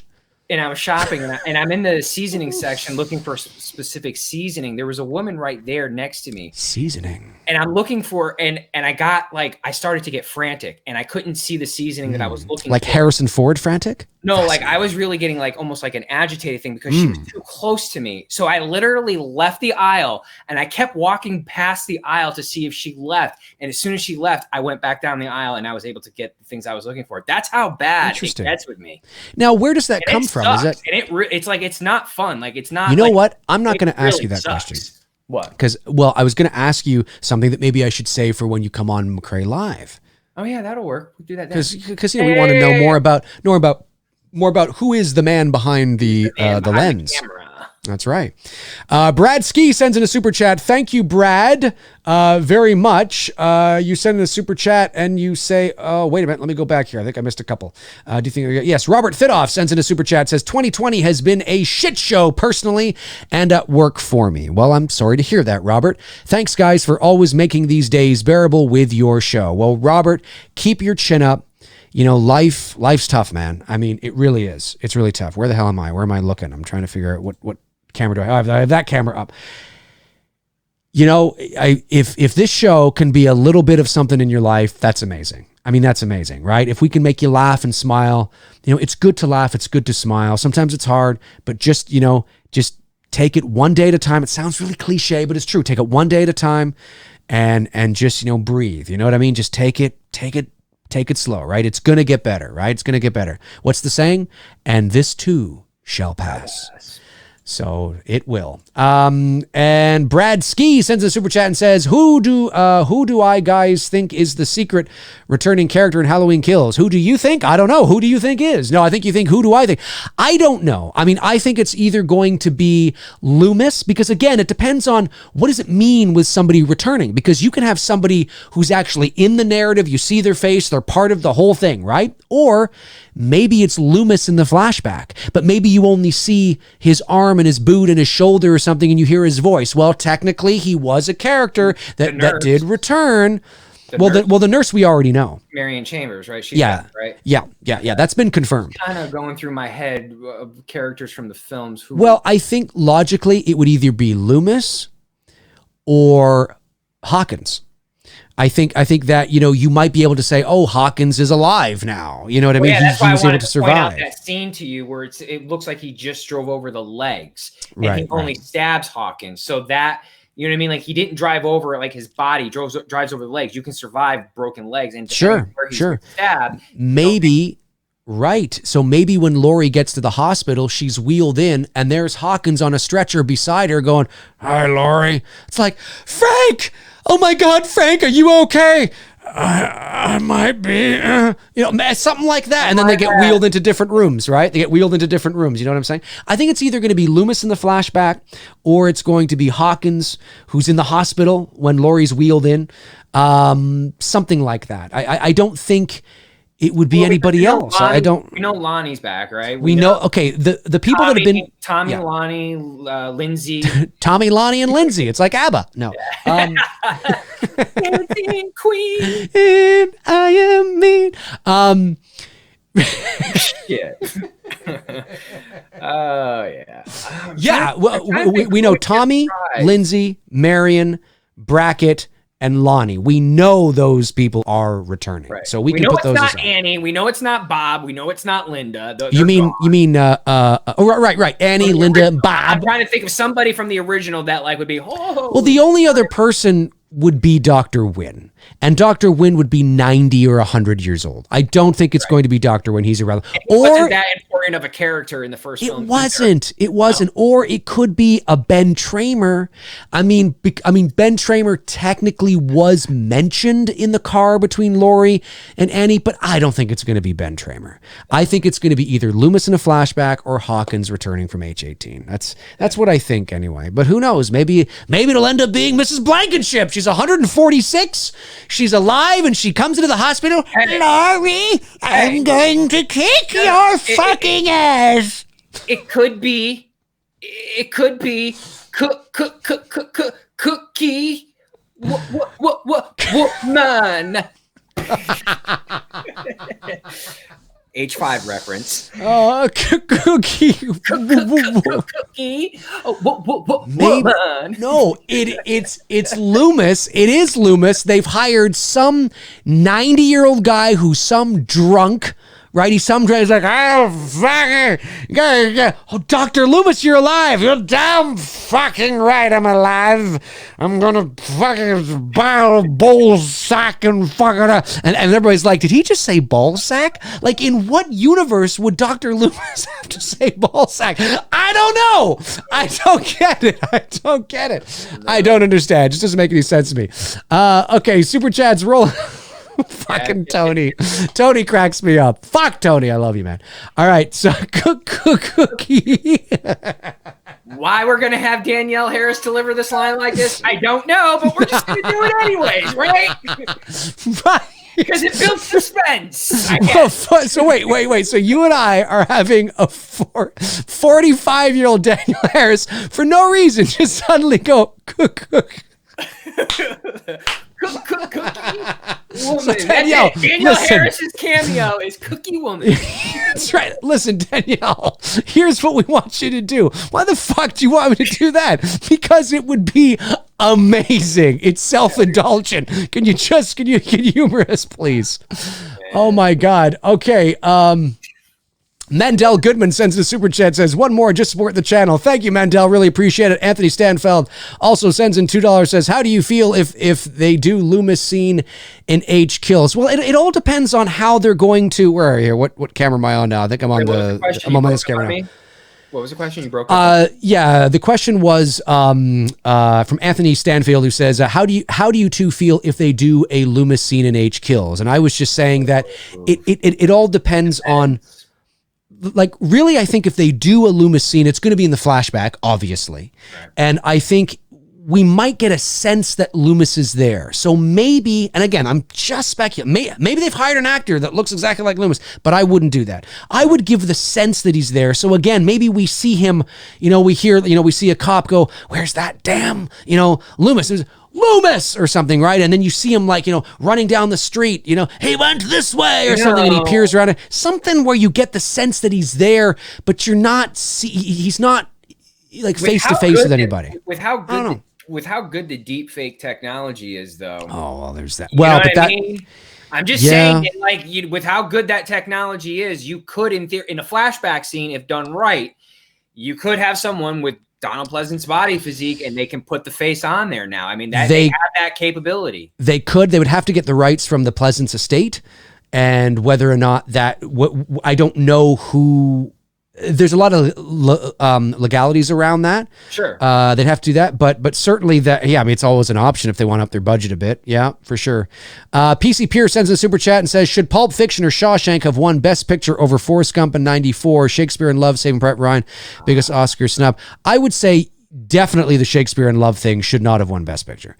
I think that was just ridiculous. Wait, hold on. Shakespeare in Love won over Forrest Gump? No. Shakespeare in Love won Best Picture in 1999 over Saving Private Ryan from the year before in 1998. Oh, okay. Yeah. Okay. Yeah. What was the question regarding? Well, Forrest Gump, Pulp Fiction, and Shawshank all came out in 1994. So at the 1995 Academy Awards, Forrest Gump won Best Picture over Pulp Fiction and Shawshank. Definitely over Pulp. Shawshank, that's tough. Yeah, see, I was just going to say, I'm not great movies. Over Pulp Fiction, yes. Forrest Gump is an incredible film, and I think, but so is Shawshank. But Shawshank, you see, Forrest Gump embedded itself. Forrest Gump had legs. Forrest Gump had steam. No pun on the legs. No pun on the legs. That's right. But Forrest Gump entered into the. That's right. It entered itself into the pop culture. It made, hundreds of millions of dollars. It was a worldwide phenomenon. And the technology that they were utilizing at that time, which is pretty standard today, to put Tom Hanks with John F. Kennedy and Elvis Presley and, whatever, back then we were like, what the fuck? What the fuck? This is unbelievable. And it was just, it was a blockbuster hit. The Shawshank Redemption was a box office bomb. Believe it or not, it was a box office bomb. I forget that. It was. Yes. And it wasn't received well, right? Oh, it was received very well critically, but just nobody went to see it. Well, it received some mixed reviews, but it wasn't like a total disaster. It wasn't a total disaster. But Shawshank, which is arguably one of the greatest movies in the history of cinema, found its legs in subsequent rewatches on cable TV and on VHS. And then people were like, what the fuck? And then you go back and you look and you're like, what the fuck? So Forrest Gump, I mean, quality wise, it could have gone to either. Yeah. But Forrest Gump had the legs. You know what I mean? It had the pop culture. You know, it just was like, it had steam, you know? Jenny. Life is like... Lieutenant Dan. That's right. That's got what about. Let's see here. Robert Thidoff sends in a super chat and says, prediction for biggest surprise in H Kills. The biggest surprise in H Kills, I think, will be killing off Laurie, leaving us with one film left.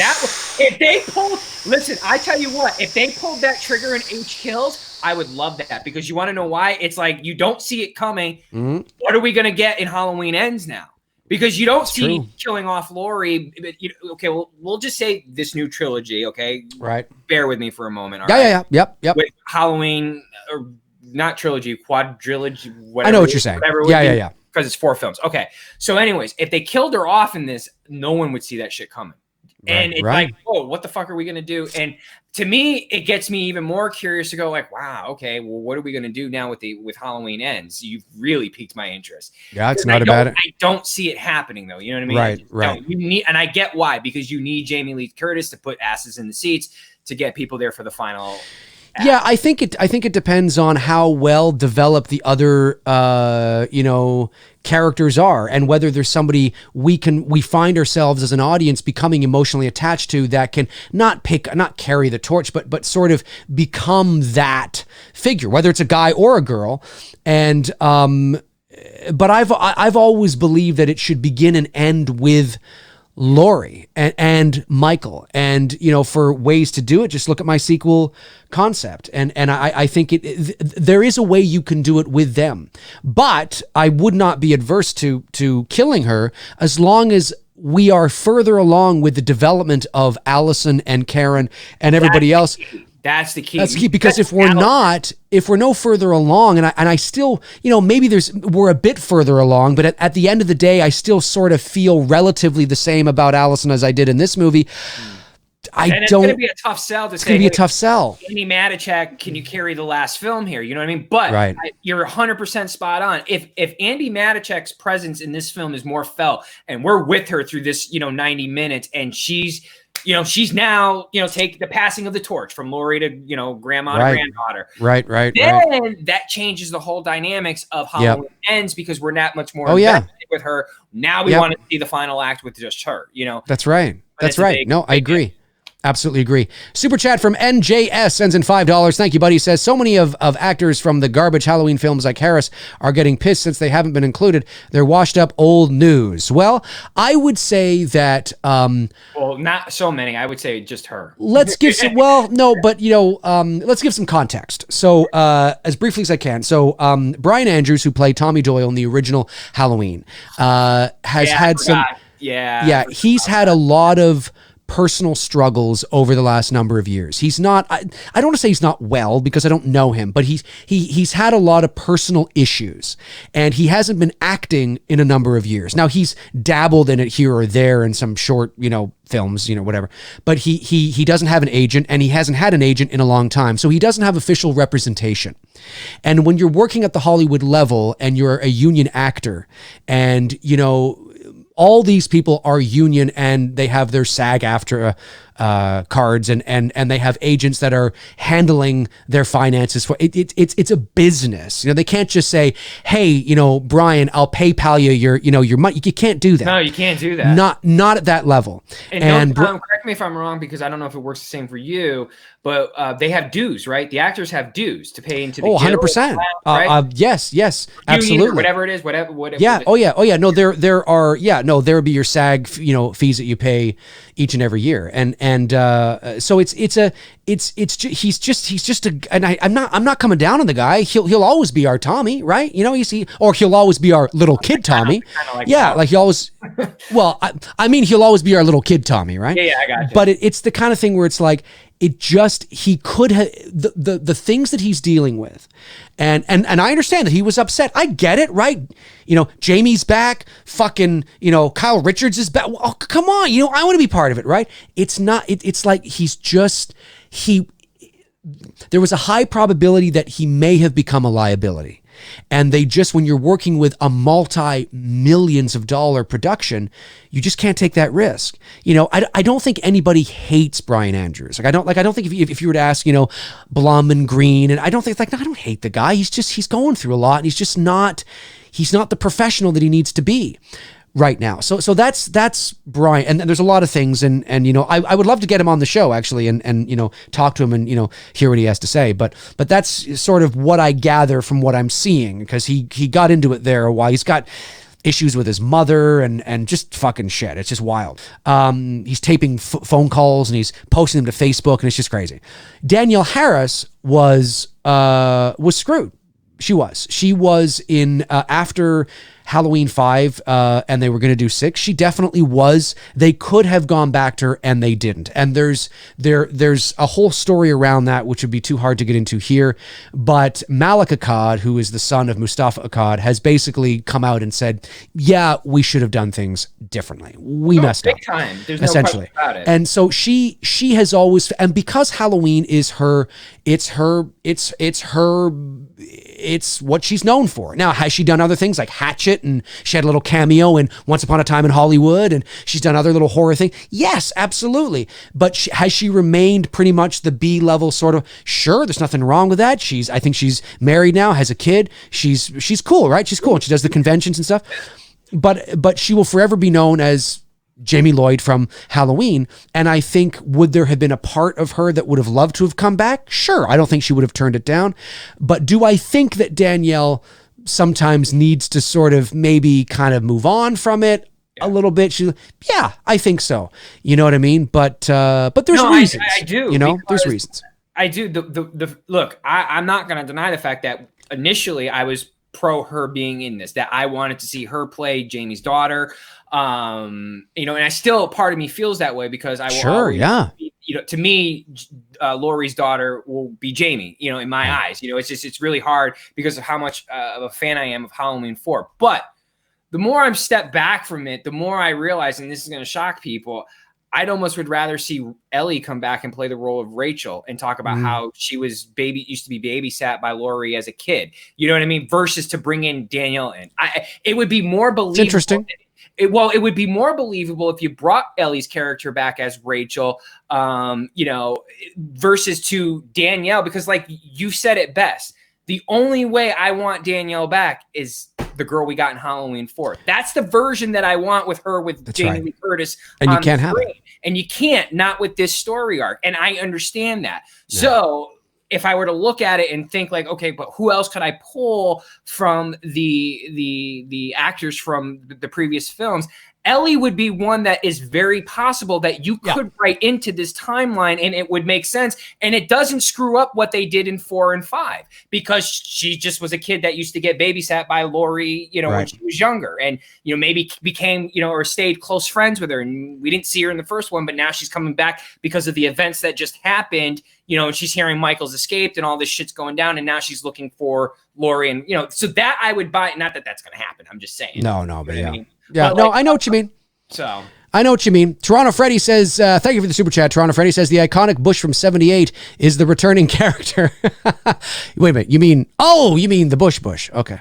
But let me see here. Another super chat also came in from PC Pierce and says, who's better career, De Niro or Pacino? Ooh, a better career. Well, off the top of my head, that's hard to answer. I would say that, I mean, it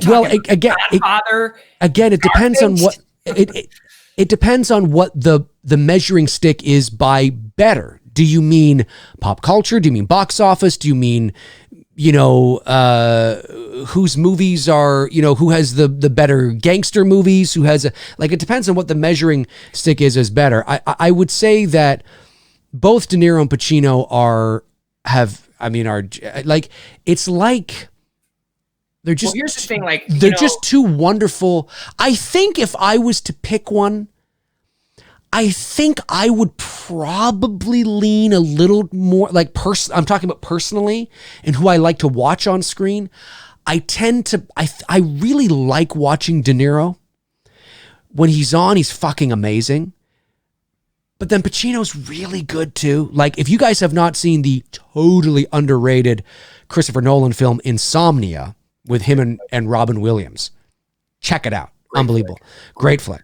You know, it's like, do you want chocolate cake or do you want chocolate ice cream? You know, they're both fucking amazing. Kind of depends on the day. It really, you know? And Heat, fucking amazing. You know, I saw that in the theater. A lot of you might not know this because look, De Niro was more a part of our lives as we became adults. He did more than Pacino. Pacino kind of, you know, did his stuff, really his heyday. You go back to Serpico. Serpico is a fucking amazing film. You haven't seen that.